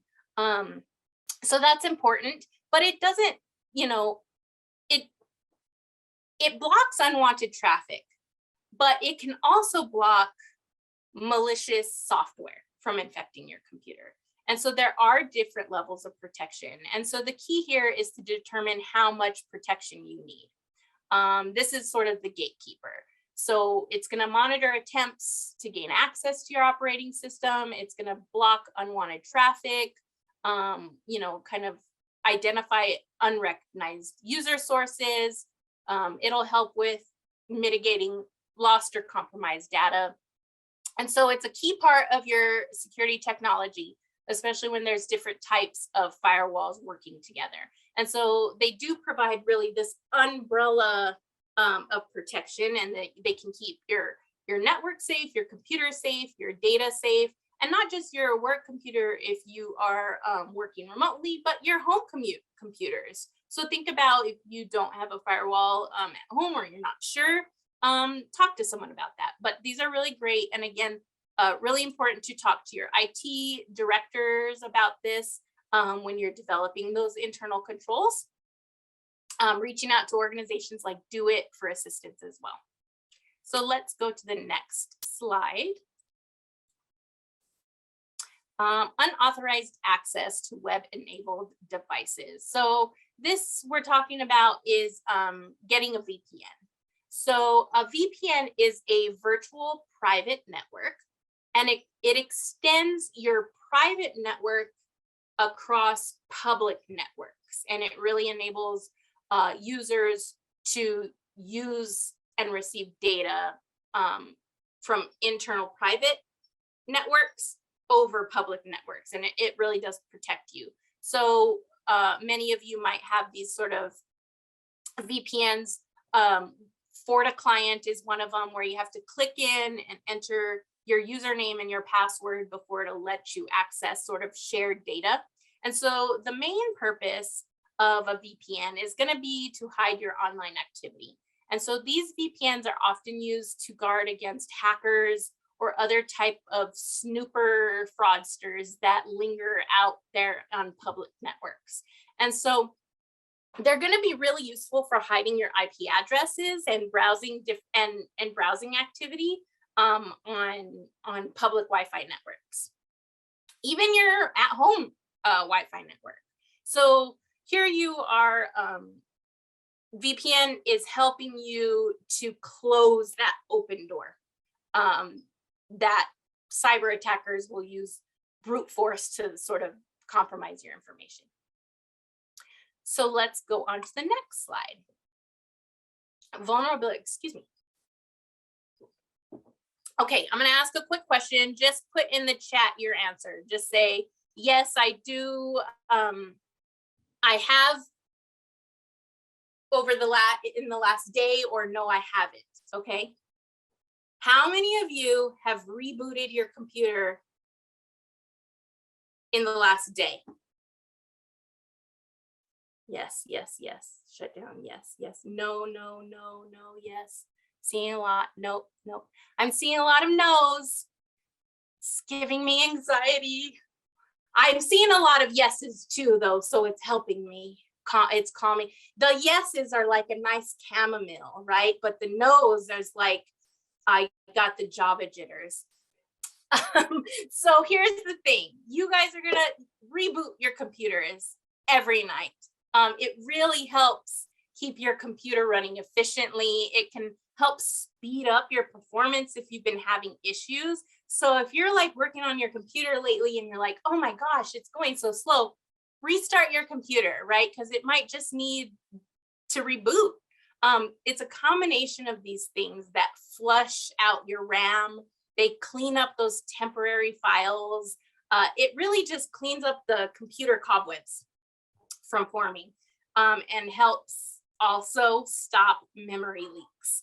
It fixes small errors. And the important thing here is when you shut down and reboot your computer, it's allowing your computer to install necessary updates. And so every piece of software on your computer has the potential to receive updates, which can add new features to an application. They can fix issues. It helps maintain that patches are done for new updates. And so restart your computer to download and install necessary updates. Make sure if you get an update notification on your work computers that you check with your IT directors or Do It or your IT specialist within your organization to make sure that is an update that you should be doing, because there are also some updates that maybe they're not ready for. As you know, Windows is constantly coming up with updates, and so you want to make sure that your organization is ready to have that new update. So reboot, check with your IT professional staffers in your team and help with those computer cobwebs. So that's important. So all you knows out here, I'm looking at you. I want you to reboot your computers as soon as this training is over. Let's go on to the next slide. Oh, here we go. This is, we've seen a lot of mitigation here on this piece, but it's still important. Oh, here we go. There's another polling question. Please answer your poll. Make sure you get your CPEs. Unauthorized access to these sort of video conferencing platforms. We heard about this, you know, about 2 years ago, almost every day, right? The Zoom bombing that happened during the pandemic. And unfortunately, some of the features make your meetings susceptible to hijacking. And so a lot of these platforms, though, did a really great job of updating their software to really mitigate these issues. And so they don't exist as much as they did before. But you saw people across the world when they shifted to that remote work and we started using Zoom more often, there would be Zoom bombing. And this was just a way for bad actors to, again, exploit those vulnerabilities. And that's how sort of that term Zoom bombing came to be. And so the best way to sort of prevent Zoom bombing is to use the new security options that are available during active calls. And so you can enable that by enabling or disabling the right settings. So make sure you are updating your applications for whatever web conferencing service that you use, whether it's Zoom or WebEx or Teams or BlueJeans. I mean, gosh, there's so many out there. Make sure that you're utilizing unique IDs or passwords for calls. Have those unique waiting rooms. Make sure only hosts can share their screens, for example. Create invite only meetings, those type of things. And then of course, if you do become a victim to a Zoom hack or anything like that, just kick the person out. There's definitely situations where unruly participants can slip through the cracks, but you know, the hosts still have the options to disable those cameras and stuff like that. So that's just an important one. Probably not something that exists in your internal controls or didn't exist in your internal controls until the last couple of years because it wasn't widely used, but now that it is, very good thing to include. So let's go into the next slide. And I know I'm going long, I'm sorry, I'm gonna wrap this up really quickly here. But the next one is exploitable vulnerabilities in your computer systems. And so what you want to do to really help with this is penetration testing, right? Or also known as pen testing or ethical hacking. It really is, what this is the intentional launching of simulated cyber attacks. And it will help seek out exploitable vulnerabilities and identify where you have weaknesses so you can make them stronger. That's really what it does. And the benefit, it helps to identify and prioritize risks. It can help prevent hackers from infiltrating systems. It matures your security environment, your computing environment, and it avoids also, you know, costly data breaches. So make sure you're complying with industry standards. Reach out to your, whether you work with a digital vendor or Do-It is another, Do-It offers assistance with penetration testing. So it's definitely a control that you should consider thinking of including in your overall risk assessment. So next slide. All right, so all these pictures probably look very familiar to so many of us, but here are just some high-level best practices that you can follow Sean's going to review more specific cybersecurity risks and sort of what should you do if your organizational falls victim, okay? But the important thing here is awareness. And preventing a battle is better than having to fight one, right? So just perform that risk assessment. Make sure you're gathering sort of the accurate data and you're not compromising that data by asking leading questions. Allow team members to voice their opinions, right? Talk to your active team members who are on these computers and doing the work daily and find out maybe they know where some of these issues might reside, right? Be careful, again, not to contaminate those sort of views by introducing knowledge, right? You kind of want to go in with a clean slate so you can identify everything. And the next slide, here we go, is some really great resources for you. Do it again for New Mexico organizations, really provide cost-effective, efficient enterprise products and solutions. So reach out to do it. They have cybersecurity promoting really safe and secure enterprise computing environment for the state. And then CISA, which is the Cybersecurity and Infrastructure Security Agency. This is a federal agency. They also offer a range of cybersecurity assessments, and they do this for free. There are a lot of professional, no-cost assessments that are provided to organizations upon request. So it's a voluntary basis, and they want to help any organization because it really is critical just for our national infrastructure, right? So they have things like free or low cost phishing assessments and vulnerability assessments and whatnot. And the last link here is the FBI Internet Crime Complaint Center, where you can read and review different PSAs, other type of annual reports. You can even file complaints, learn about the different types of scams that are kind of floating around, like the business email compromise, ransomware, and other type of hacking schemes. And then the last slide here is a thank you so much for joining us. I appreciate you all here, and my contact information is right there for you. So feel free to reach out if you have any questions. We will definitely be providing you with these slides. So if you didn't catch everything, don't worry, I got your back. We will send this to you. And then of course, this presentation is being recorded. But it is now my honor to shift over this presentation to Mr. Sean Beck, who's looking really dapper there with his suit and tie. So thank you, Sean, for being here. He has some great information to share with you on combating waste, fraud, and abuse in the government. So thanks so much, everyone. Thank you, Stephanie, for all that great information. Great presentation makes my next task of my presentation that much simpler.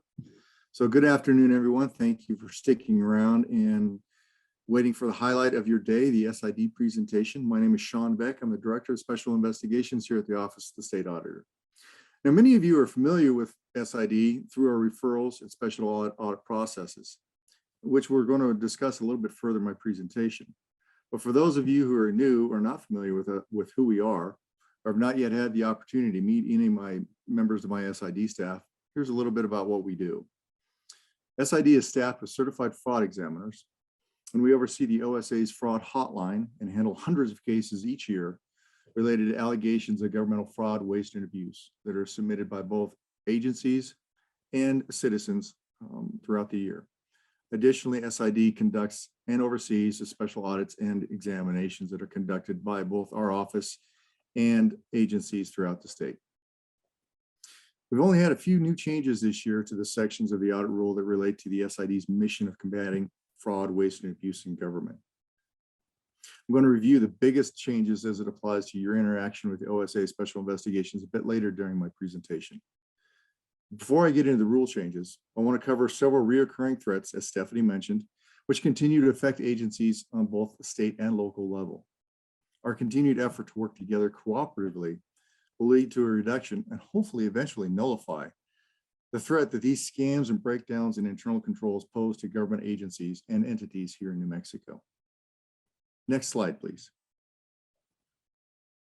I want to begin this part of the audit rule training for SID with a bit of a refresher on some of the significant threats we are seeing appear, or in some cases, reappear. Cybersecurity was well covered by Director Tayez in her presentation you just sat through.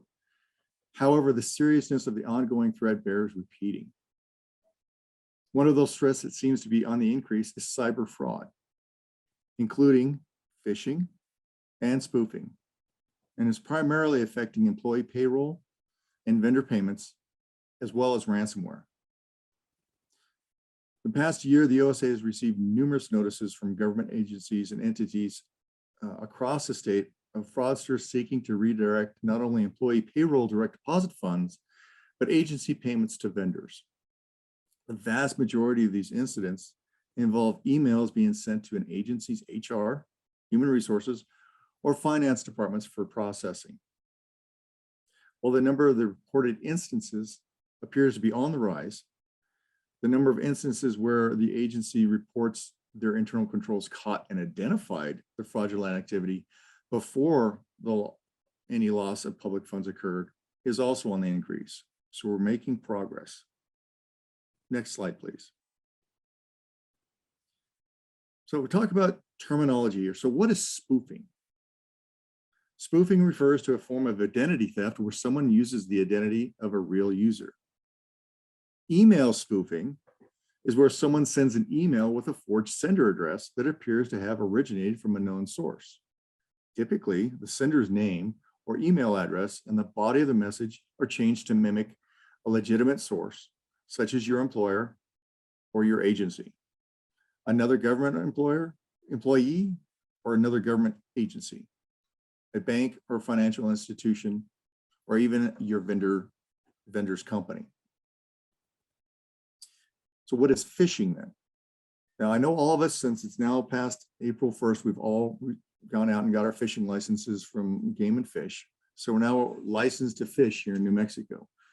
But phishing in this context is a cyber-based crime in which a hacker targets a victim via email, telephone, or text.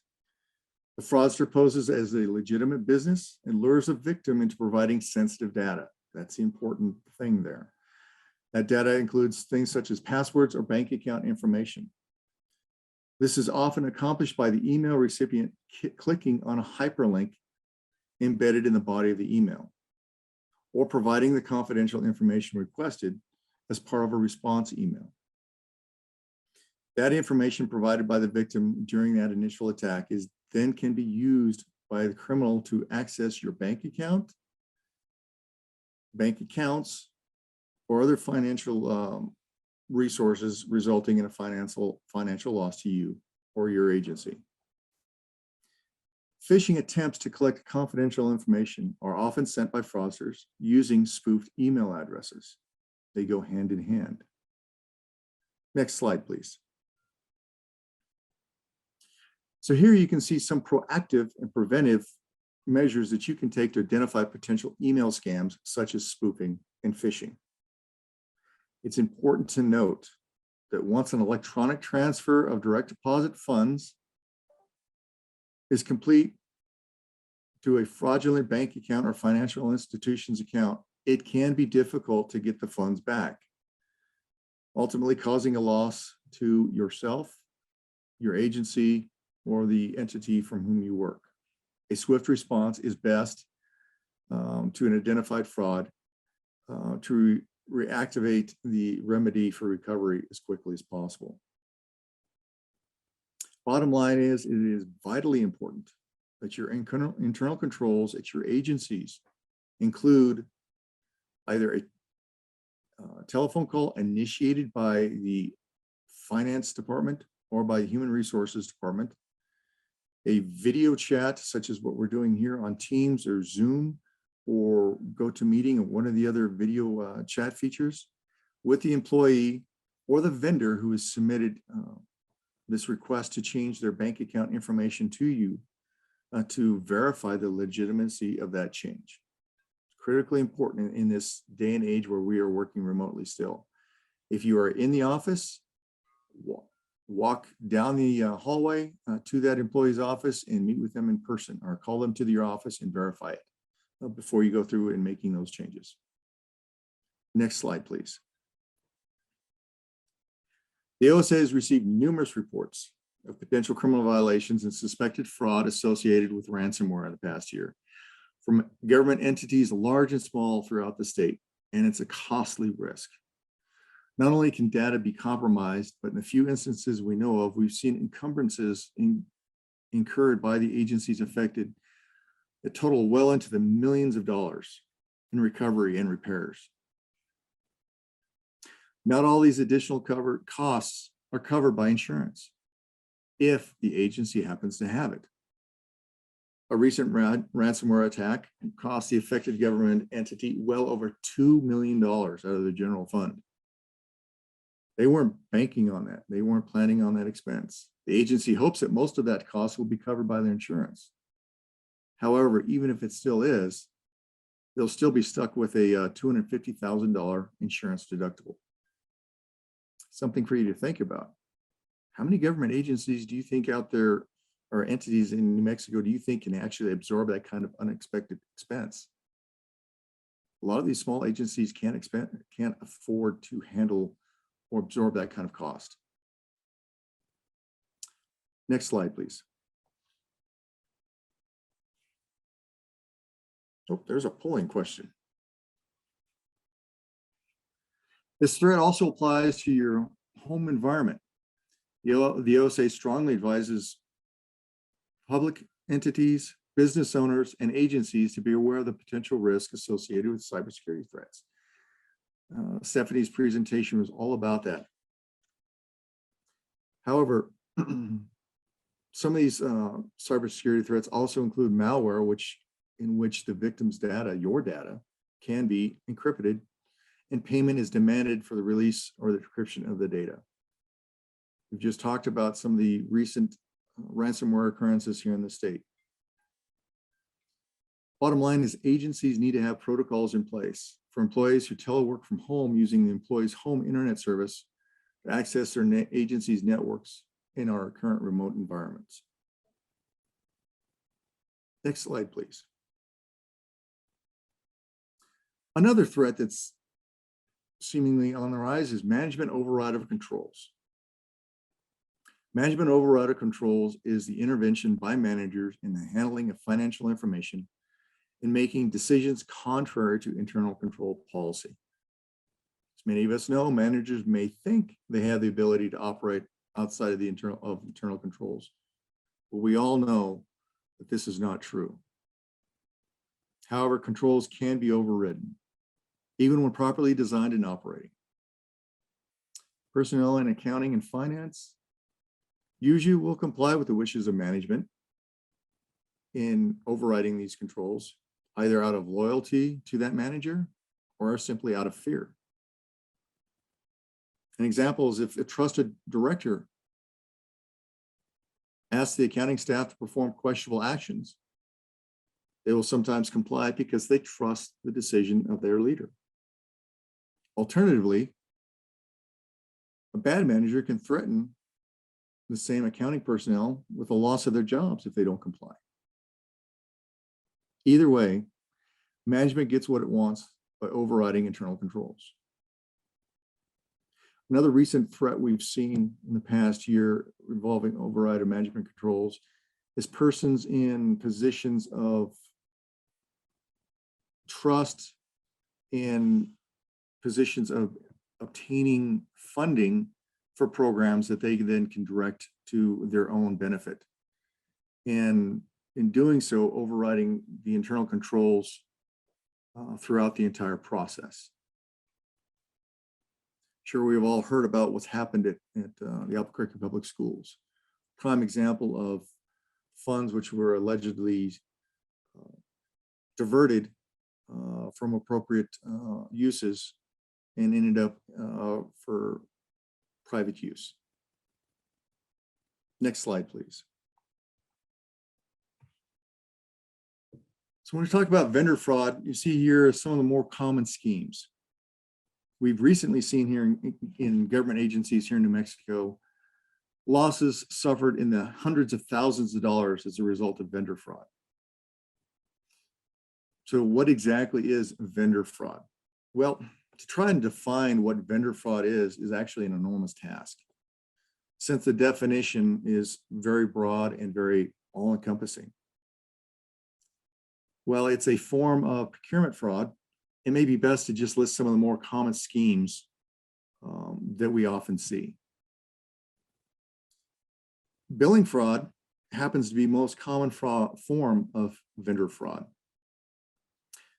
Billing fraud can either be the vendor inflating invoices and it's just not being caught, or an employee working for an agency manipulating the billing system internally to generate fraudulent payments that they redirect to themselves. Phantom vendors. Those are usually created by employees who have the appropriate access and control of accounts payable, create fake vendors and route payments to accounts that they designate. There's also the problem of duplicate payments, where it can either, again, be a vendor submitting a duplicate payment that isn't caught in review, or the employee generating an invoice to generate a duplicate payment to that vendor, and the vendor and the employee are working in collusion, and that extra payment acts as a kickback or a bribe to the employee.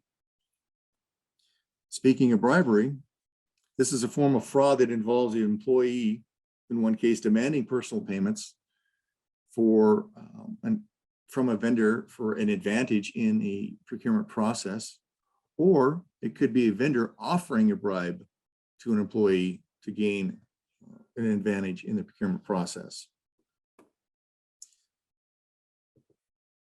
Tied in with duplicate payments and phantom, or it could also be false or overbilling. This could be where the vendor charges for goods and services that haven't been delivered, or where they actually inflate the costs of the goods and services by maybe only a few pennies per invoice. But if you've got a vendor who routinely bills you hundreds of times in a year, those pennies can add up quickly. And then finally, there's bid rigging. And bid rigging involves a collusion between an employee and a vendor, or two different vendors. And it involves things like insider information, where an employee may leak in, secret, sensitive information to a vendor to give them an unfair advantage. It could be an unfair reward, where a employee who has a position in the procurement process rewards a contract to a vendor that maybe they're friends with or that they know, but isn't the one who submitted the lowest bid. It could be even something simple like bid rotation, where vendors get together and they take turns bidding on different contracts. And finally, as Stephanie mentioned, and I've talked about here already, is cyber fraud. It's a growing problem. And in the context of vendor fraud, cyber fraud here is where a fraudster gains access to and manipulates a vendor's account so that the authorized payments get diverted to their account instead of to the vendor. Next slide, please. So while it may seem like an overwhelming task, identifying and preventing vendor fraud is very much possible. Primary step in this direction would require locating the points of leakage and implementing a system of checks and balances. Most agencies have that in place. It's important to just hold all stakeholders accountable, and so they can also contribute to these measures. Some of these things to consider when you're thinking about vendor-initiated fraud would be to establish and follow agency policy and due diligence during the vendor enrollment process. Scrutinize the information such as their mailing address, contact details, bank account information, etc. Make sure it doesn't match with any of your employees. Maintain a centralized repository of all the vendor information, and record and maintain a record and record edit history to identify accounts that make any changes to that database. And then set preferences and additional payment approval systems for high-risk vendors. When thinking about employee-initiated fraud, number one, conduct background checks while hiring new employees, especially if it's a sensitive post. Regulate employee access to financial information on a need-to-know basis and establish appropriate access authorization. In areas where you can't have the separation of duties that we always talk about, if it's not possible, smaller agencies can rotate and should rotate those duties involved in procurement. So if you can't separate, you need to rotate. And finally, and very important here, is to educate employees on the pitfalls of vendor fraud and encourage them to adopt a hard stance against it. There should be absolutely no acceptance of vendor fraud. And finally, on an organization level, implement things such as invoice matching. Check for vendor invoices against documents such as proof of work to ensure they've actually provided the services they claimed, provided the goods that the purchase orders requested, that there are receipts, contracts are in place, and inspection slips have been filled out. Coming back to employees, make training and awareness an integral part of employee orientation to cultivate integrity from the very beginning. And finally, create a safe environment where whistleblowers are protected from any negative impact of reporting irregularities. Next slide, please. Check fraud is on the rise. You wouldn't think so in this day and age, because how many of you out there actually still write checks? Probably not too many.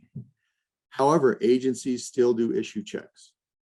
And those checks are being intercepted on a regular basis. So check fraud is a common type of identity theft. It can happen in a variety of different ways.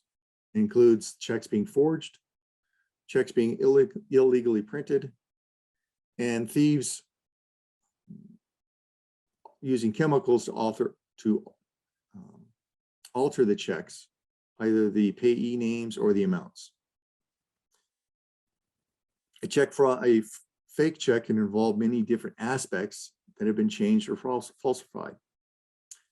Checks can be faked or made fraudulent through many methods, including illegal reprinting or reproducing a check using a computer.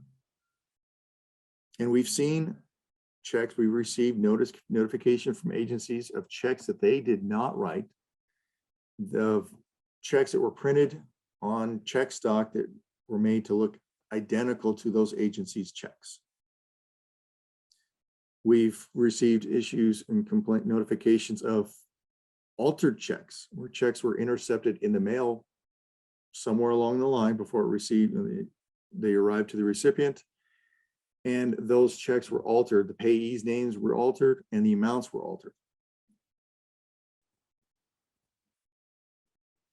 And we've also received information on checks where bank account information and routing numbers have been changed.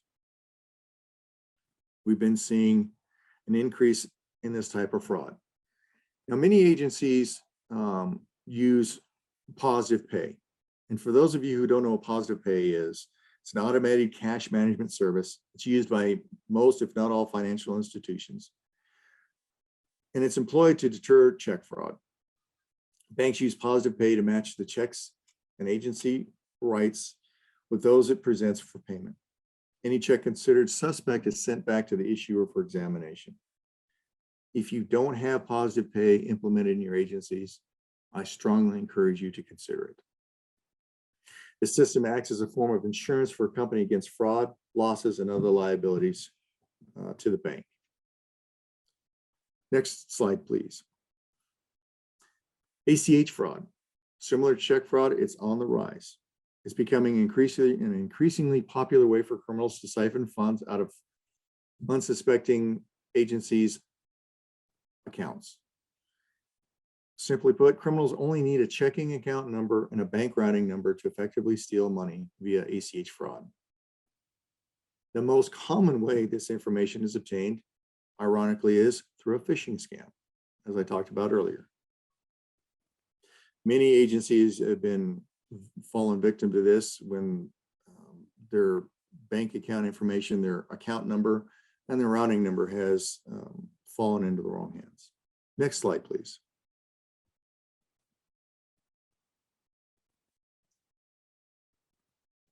Also on the rise, after you have a chance to acknowledge that question, are you still here? It's fundraising fraud. Fundraising fraud is a fraudulent disbursement scheme where an individual makes a distribution of entity funds for a dishonest purpose. Skimming, or the theft of the off-the-book funds, which is what fundraising funds are, is usually at the heart of all student fundraising losses. It's all cash. It's not accounted for until it's turned in, if it's turned in. Fraud and abuse in all types of student fundraising activities is usually the case of simple asset misappropriation. That's why we here at the OSA always remind everyone about the 24-hour deposit rule. Now, I know there are agencies out there in rural parts of the state that have difficulty meeting the requirements of that rule for distances needed to be traveled and things of that nature. But it just increases the chance for fraud to occur if those funds are not immediately accounted for and appropriately deposited. Next slide, please.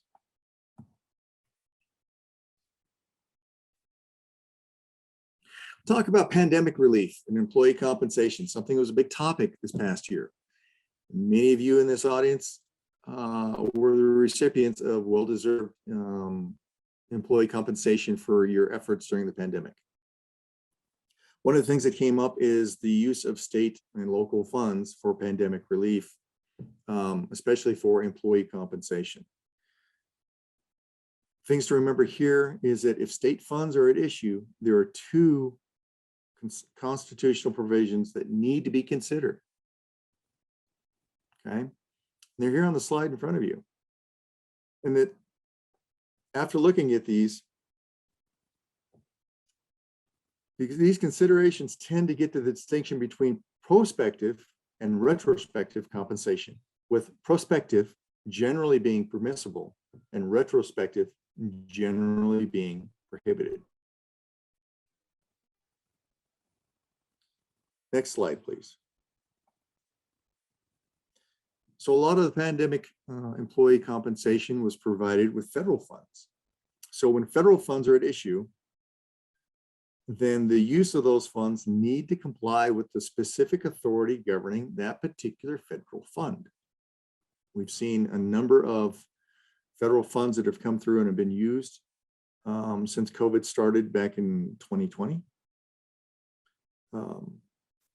The important thing is that for those federal relief funds that are being used, the guidance and rules have been issued and they need to be adhered to by the agencies. Or this, you could be subject to the federal government trying to claw back those funds.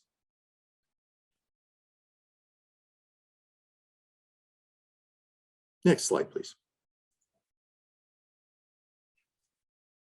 Here's a snapshot of some of the different federal funding school districts in this case, and entities of higher education are receiving as a result of the federal pandemic funding.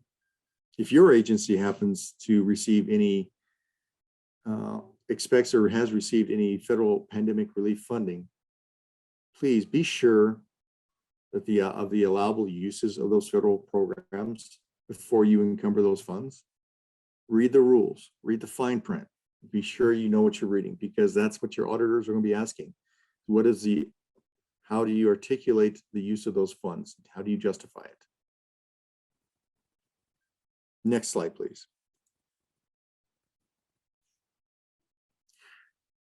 A reminder here is that on this slide is that the New Mexico Audit Act compels agencies and independent public accountants, IPAs, to immediately notify the OSA of criminal violations of New Mexico law involving the financial affairs of government and agencies. These notifications are referred to as the 1266 notifications after the section of the Audit Act governing these notices. As a reminder, last year we updated the rule to clarify that it's not incumbent on the agency to determine if an incident is actually a criminal violation. Simply the mere allegation on the part of the agency is all it takes to make that notification. Sometimes agencies have gathered enough information about any given incident to have determined whether or not the matter rises to the level of involving a potential criminal act before they even report it to the OSA. In any case, it's important to note that agencies must report these incidents to the OSA. A failure to do so will result in an audit finding for that agency. So what do we need? Simply put, we need an estimate of the dollar amount involved, if it's known or can be estimated, a description of the alleged violation, including the names of the persons, including agency staff members who discovered or were involved, and any action taken by the agency or is being planned to be taken by the agency. We also ask that if you've notified law enforcement, your local law enforcement, about this potential criminal violation, to please let us know. While most agencies don't have the mandated requirement that they report all criminal violations to their local law enforcement, this same statute does mandate that the Office of the State Auditor report criminal violations to the jurisdictional prosecuting authority. So we are required to make that report. We don't want to make a double report if you've already done so. We just want to follow up. So what constitutes a written notification? It can be on letterhead signed by the appropriate agency official, or simply the body of an email is all that's required, providing all that information to us. And that email would be submitted to reports@osa.state.nm.us, and that's outlined in the rule. And quick reminder, we've gotten a few, but for those of you who don't have to make these notifications very often or haven't had to yet, we've had some reports that have been submitted through our fraud hotline. Our rule specifically prohibits that. These notifications from agencies need to be in writing, need to be on letterhead or in an email. You can also fax or mail, snail mail if you want those notifications to us. And finally, any action taken or planned. If an agency is looking at taking some additional action, like initiating an internal investigation or a special audit, let us know. The audit rule does cover special audits that are instituted by the agencies, self-initiated. So please follow those rules. If you have any questions, please reach out to us and we'll be more than happy to aid you through that. Next slide, please. Okay, so here's what everybody's been waiting for. The update to the audit rule for SID. And it covers referrals to the IPAs. And it's only a minor wording change this year. However, it is again important for us to review this rule and note that this process is a critical component to the OSA's effort in combating fraud, waste, and abuse in government. OSA referrals to IPAs. All of you IPAs are an extension of the OSA when you're performing your audits and engagements with public entities here in New Mexico. IPAs in the field are the eyes and ears of SID on many cases. So referrals to IPAs from SID are therefore confidential and should not normally be treated or be revealed to agencies when you receive them. These referrals should be treated as notifications of areas of risks that have been identified as a result of SID fact-finding and brought to the attention of the IPA for consideration as part of their risk assessment. IPAs are required to provide written responses to SID with regard to these referrals. And this is where we've updated the rule.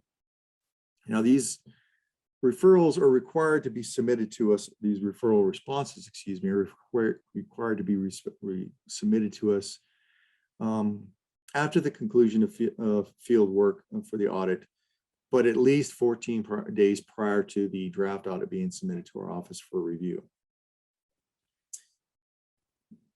We've now changed it to that written confirmation needs to be submitted electronically to our new email address, sidreferrals@osa.state.nm.us.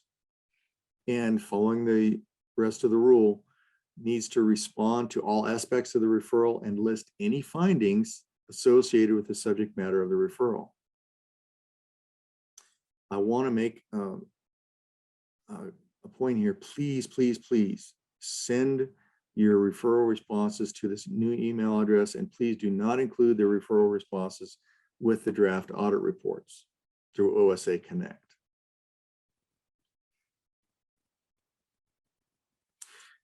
Finally, well, SID does try to make every attempt to provide you IPAs with information in our possession regarding areas of risk for the agencies that you're auditing. There are instances and times when that's just not possible. We get something last minute, late in the audit process, and we try to get it to you just as soon as we possibly can. So in those instances, we do work with the IPAs to ensure that you do have the information as quickly as possible and you're able to respond accordingly under heightened time constraints. And finally, one final note, IPAs, please, you shouldn't reference in your audit findings that the finding was a result of a referral that you received from the SID. Last but not least, final, next slide, please. I want to thank you all so very much for your time this afternoon. Here's my contact information, our main number and my direct line, as well as my email address. Please don't hesitate to reach out to me directly if you have any questions or if I can be of any further service to you. I thank you all for your time, and I now pass the baton back over to Director Tejas for our next presentation. Thank you all very, very much. Great job, Director Beck. Thank you so much for your presentation. We are about to round it out, guys. We are toward the end of our training. Thank you so much for sticking along with us. We appreciate you so much. The last bit of our training is going to be procuring contracts here. And for those who have attended audit role trainings in the past, this section, I've shortened it down a little bit. And so if you are new to your agency and this doesn't answer all of your questions, or you have additional questions regarding procuring of contracts, please do not hesitate to reach out to us. We are going to have contact information at the end of these slides on who specifically you should reach out to with your contract questions. But of course, you are welcome to reach out to any of us. I'm always available to answer any questions that you have, certainly. But just remember, this is a little more of a condensed version of the procuring contract section that you might be used to. And so if you are new, just remember, we're here for you. So if you have questions, definitely never hesitate to ask us and reach out. But let's get started, okay? So procuring contracts, as you know, this is a yearly requirement for agencies just across the state who receive and expend public money and who fall under the State Audit Act. And so the agencies obtain contract services through small purchase bid or sealed request for proposal process. So the RFP process, the contract process is through procurement process. And you have to contract on a yearly basis for full financial compliance audits, agreed upon procedures, or the certification for local public bodies, depending on your revenue. And that is known as our tier certification process. We have more information if you fall within that scope, the revenue-based piece. We actually also do have a specific training for individuals who fall within our tier certification process. So if you'd like that information, or you want to invite us to present on that process, please just let us know. We are happy to give you that information. But let's go to the next slide. So as you know, in accordance with the Audit Act, right, an agency must receive written notification from the OSA before beginning the selection process for their audits. And so these notification letters have been sent to all agencies and IPAs. They were sent on March 22nd. If you haven't received them, they are also posted on our website. And so I will post the link here shortly so you can see those notification letters. And for all your contract procuring questions and needs, you're going to go directly to this link that I posted in the chat. You'll see different tabs that show you instructions on the OSA Connect portal, RFP development, those notification letters. Hey, are you guys still here? I hope you are. Go ahead and answer your polling question. I'll wait for a second here for you to answer that. But also just don't forget there is the all that information there as well. And let's see. So just a reminder here, notification letters. A couple additional information that you can find on our website that's going to be very important through your contracting process is the contract log. So you'll find that on our website, and this log illustrates prior year audit fees by agency is reflected in our records. And it also provides for informational purposes only, so you know, because it's not intended to set the fee for any agency's audit. It is just for informational purposes. And yes, we will send you that tier information, I promise, Sonia. And if you don't get it, just shoot me an email and I'm happy to send it to you directly. The other information you're going to find on our website is the approved contracts for FY20, and then the 2 years completed by an IPA firm. And so the purpose of that list is to show the auditor for each agency and the number of consecutive years completed, including the fiscal year 2020. And so that's going to be really important down the road when you are considering your rotation requirements.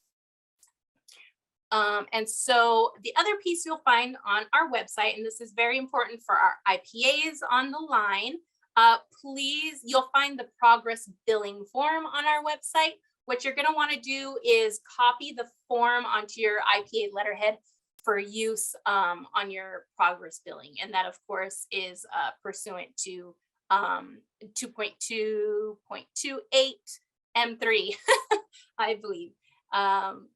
But definitely you're going to confirm that with Jesse because he's the lawyer and not me. And then the second piece, the other information you will find on the website is, of course, the list of our approved IPAs. And this is especially important for all of our agencies. This list is going to include IPAs who submitted firm profiles and who were approved by the OSA to conduct financial audits, and or, of course, your agreed upon procedure engagements or anything like that. So inclusion on this list does not mean in every instance that an IPA is free from restrictions. So that's important to consider as well. Let's go on to the next slide. All right, so hopefully you're all familiar with this little blue box, because this is where you're going to find everything you need and do all the work that you must do for your contracting and communication processes with our office. This is the OSA Connect online portal. It is for contracting and for communicating with the OSA. This portal was created to easily contract for these yearly financial compliance audits and the other engagements that are required. And so as a reminder, all of your audits, all your agreed upon procedure contracts, they must be submitted through this portal, the OSA Connect portal. If you do not have access to the portal, if you've lost your password, any of those things, we will definitely let you know who you need to contact in order to gain access through that. Okay, so all of our local public bodies that fall under that tiered system will submit their certification or their contract for those AUPs as well through this OSA Connect. Okay, and so the deadlines for all agencies to submit those draft contracts through OSA Connect are available. You can find them all through the audit rule, but I'll go over that a little bit more closely and in depth in the next few slides. But just a reminder, agencies and IPAs must ensure that your contract recommendations are approved prior to the work commencing. Okay, so OSA will not going to process hard copy contracts, and we're not going to sign contracts. Each agency's contract will be sent electronically for review and approval through OSA Connect. Then OSA will transmit and approve an approval letter or a rejection letter to each agency. And if it's approved, the agency will get those necessary signatures after the contract has been signed. Then the agency can upload the fully executed version into this portal, and then the contracts will be processed. And please keep in mind, contracts are processed in the order they are submitted. So if you've submitted your contract and some time has gone by, please be patient. As you know, the OSA is a lean staff, and I think we've mentioned a few times that we're hiring. So please be patient with us in getting that done for you, okay? Let's go to the next slide. So here are some important reminders for OSA Connect. So there are separate instructions for local public bodies who have to go through the tier certification piece for the AUP piece. And those are all on our website. Again, they're in that contracting piece. You'll find OSA Connect instructions. You'll find the amendment instructions. You'll find the OSA Connect instructions for LPB. That's for our tier system of reporting. And so there are important differences. And so make sure you're using the correct instructions for your correct agency type. And then make sure you're reviewing all the information for your agency, especially if it's pre-filled in OSA Connect, and double check all that information, and that your agency profiles reconcile that information with your agencies. I know a lot of us are doing new hires and getting promoted or going to different agencies. So double check those firm profiles and make sure everything is current. And the next slide, please. The OSA contracting process. So these are just some high-level information here, but really you're going to want to go visit the website for more specific information, and in particular, review the audit rule for specific processes. So when we're looking at the contracting process in the audit rule, you're going to want to look at section 2.2.2.8, that is the procurement and audit process. One of the things I want to call your attention to is we encourage our agencies to request multiple year proposals for audit and AUP services for your engagements. But just remember that the term of the contract is only for 1 year, and the parties shall enter into a new audit contract every year. Another very important thing to remember is while the OSA does review these contracts, it is the agency who is responsible for procuring IPA services in accordance with all applicable laws, right? And so that might include, but won't be limited to, the state procurement code, any GSD or DFA rules, and other uniform guidance. And so that's really important to remember, that the OSA's review of these audit contracts, it does not include evaluation of compliance with those sort of procurement laws or regulations. And so each agency is responsible for its own compliance applicable to procurement. Another important thing to remember is if the agency fails to submit an unsigned contract by the due date, that in accordance with the rule, the audit rule, or if no due date is applicable. The state auditor may conduct the audit or select the IPA for you. So make sure you're following those. And those due dates are very simple to find in the audit rule. 2.2.2.9 are the audit rule dates. And these report due dates are incredibly important to make sure that you don't end up on our at-risk list. We don't want anybody on our at-risk list. We want everybody to have great clean audits and be in compliance with everything. So definitely make sure you are following all the rules set forth in the audit rule. Let's go to the next slide. Amendments to contracts. You'll find this again in the audit rule. I believe it's in section N of what we were just discussing. And these are some important reminders with regard to any sort of amendments. Remember, all contract amendments shall be submitted to the OSA prior to approval, and contracts may not be amended after they expire. The contract should only be amended prior to additional work being performed or as soon as practical thereafter. The agency must use OSA Connect to submit the appropriate draft engagement amendments. OSA Connect is your friend. I want everybody to repeat that, even though I can't hear you. You can type it in the chat if you want, but just remember, OSA Connect is your friend. That is where you want to do everything. The OSA's review of audit contracts and amendments, again, does not include an evaluation of compliance. That is the aid. There you go. Thank you so much. OSA Connect is your friend. I love that you guys are actually typing that into the chat. It makes my little compliance heart happy. And so here's a couple of things to remember. Contract amendments submitted for a state auditor approval shall include detailed explanations of the work to be performed and the estimated hours and fees required for completion of each separate professional service contemplated by the amendment, and how the work to be performed relates to the scope of work outlined in the original contract. That is very, very important. Since the annual financial audit contracts are fixed price contracts, contract amendments for fee increases shall only really be approved for extraordinary circumstances.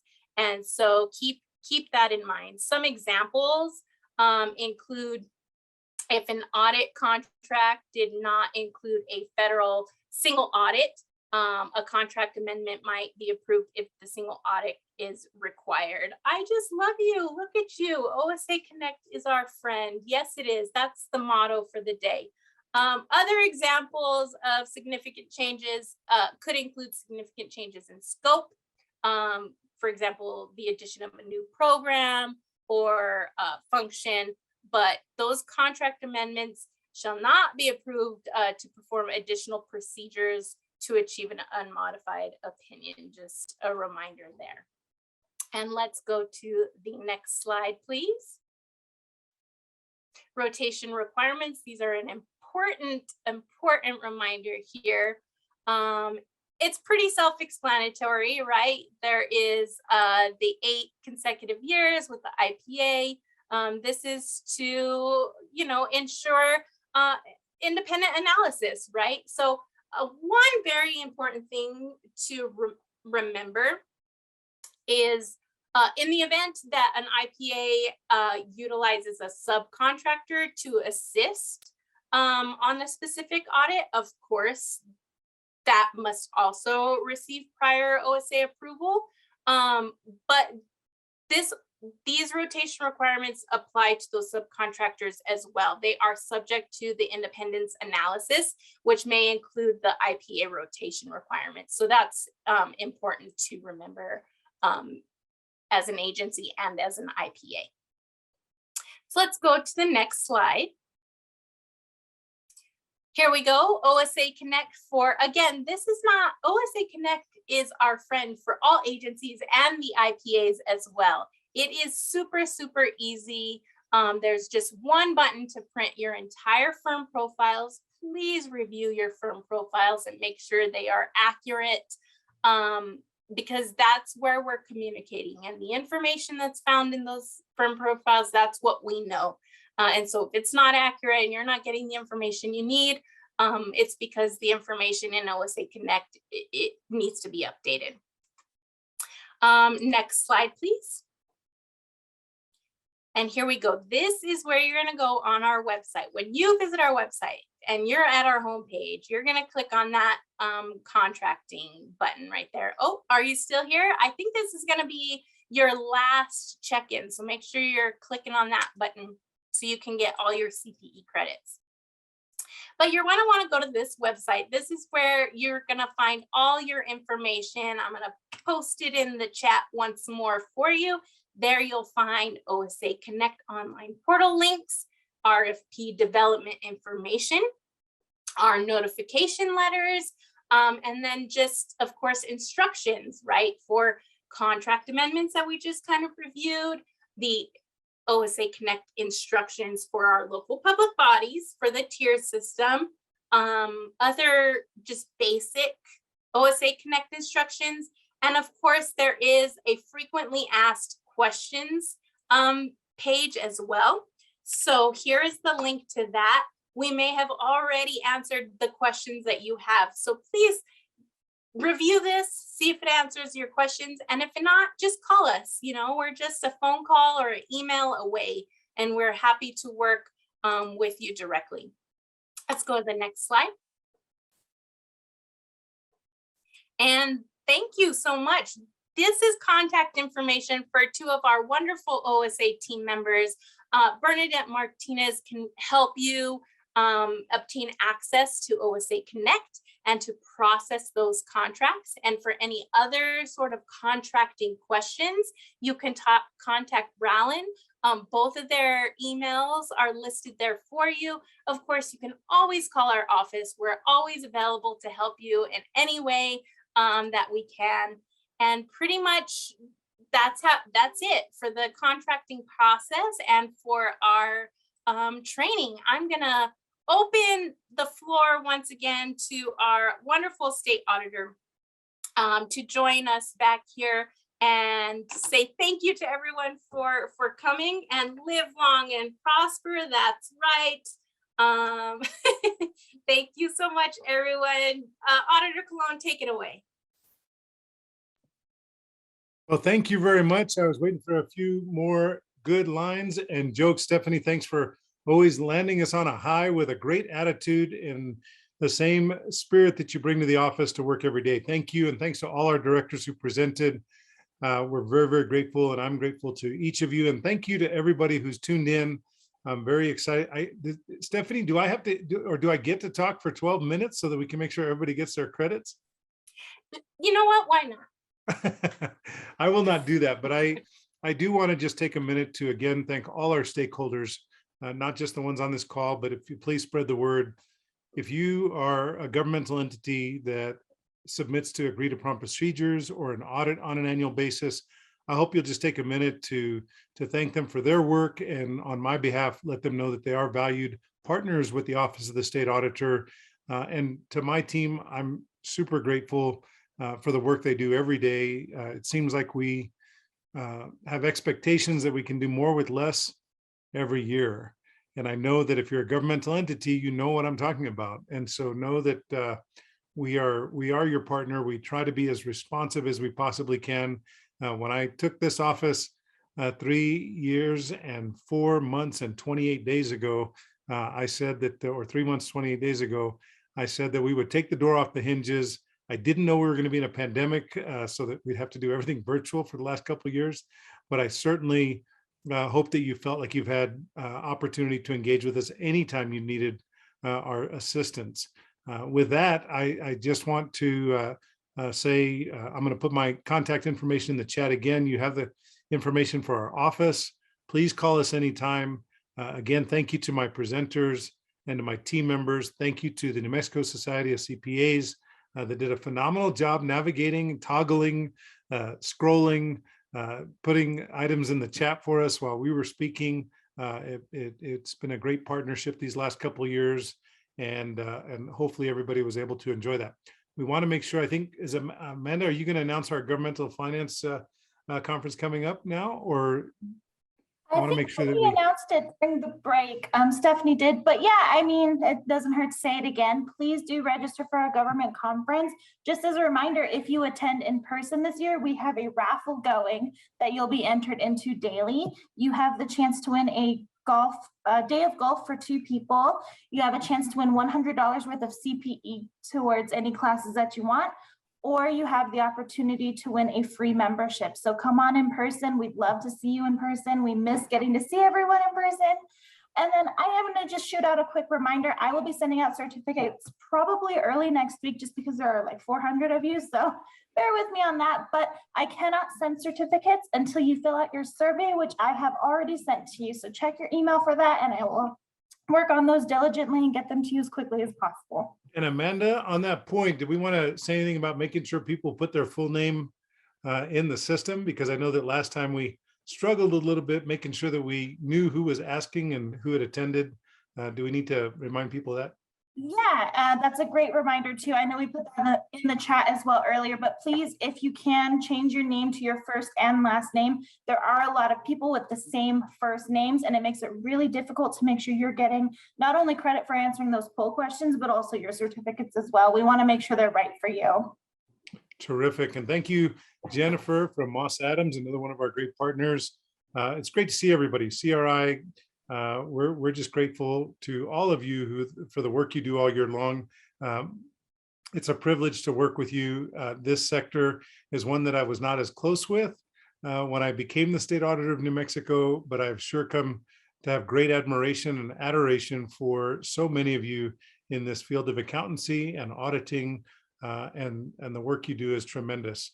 And I hope that you'll always feel comfortable reaching out to us. Thanks to rural New Mexicans that were able to dial in, whether it's from Moriarty or Estancia, or there's Christina Campos, one of the best hospital administrators New Mexico's ever known. Thank you for your leadership, Christina. Give our best to Jose. We hope that he knows that he's in our thoughts as well. So look, my name is Brian Colon. It's a privilege to be your state auditor of New Mexico here in the 47 star on that beautiful flag of the United States of America, the Tierra del Encanto, New Mexico. Have a great day, everybody. Thank you. Bye-bye. Thank you. I'm going to go ahead and end this session. Thank you. Well, you don't end it yet. Look, everybody's saying thank you. We want to see those. Just kidding, Amanda. Thanks, everybody. Bye-bye. Bye.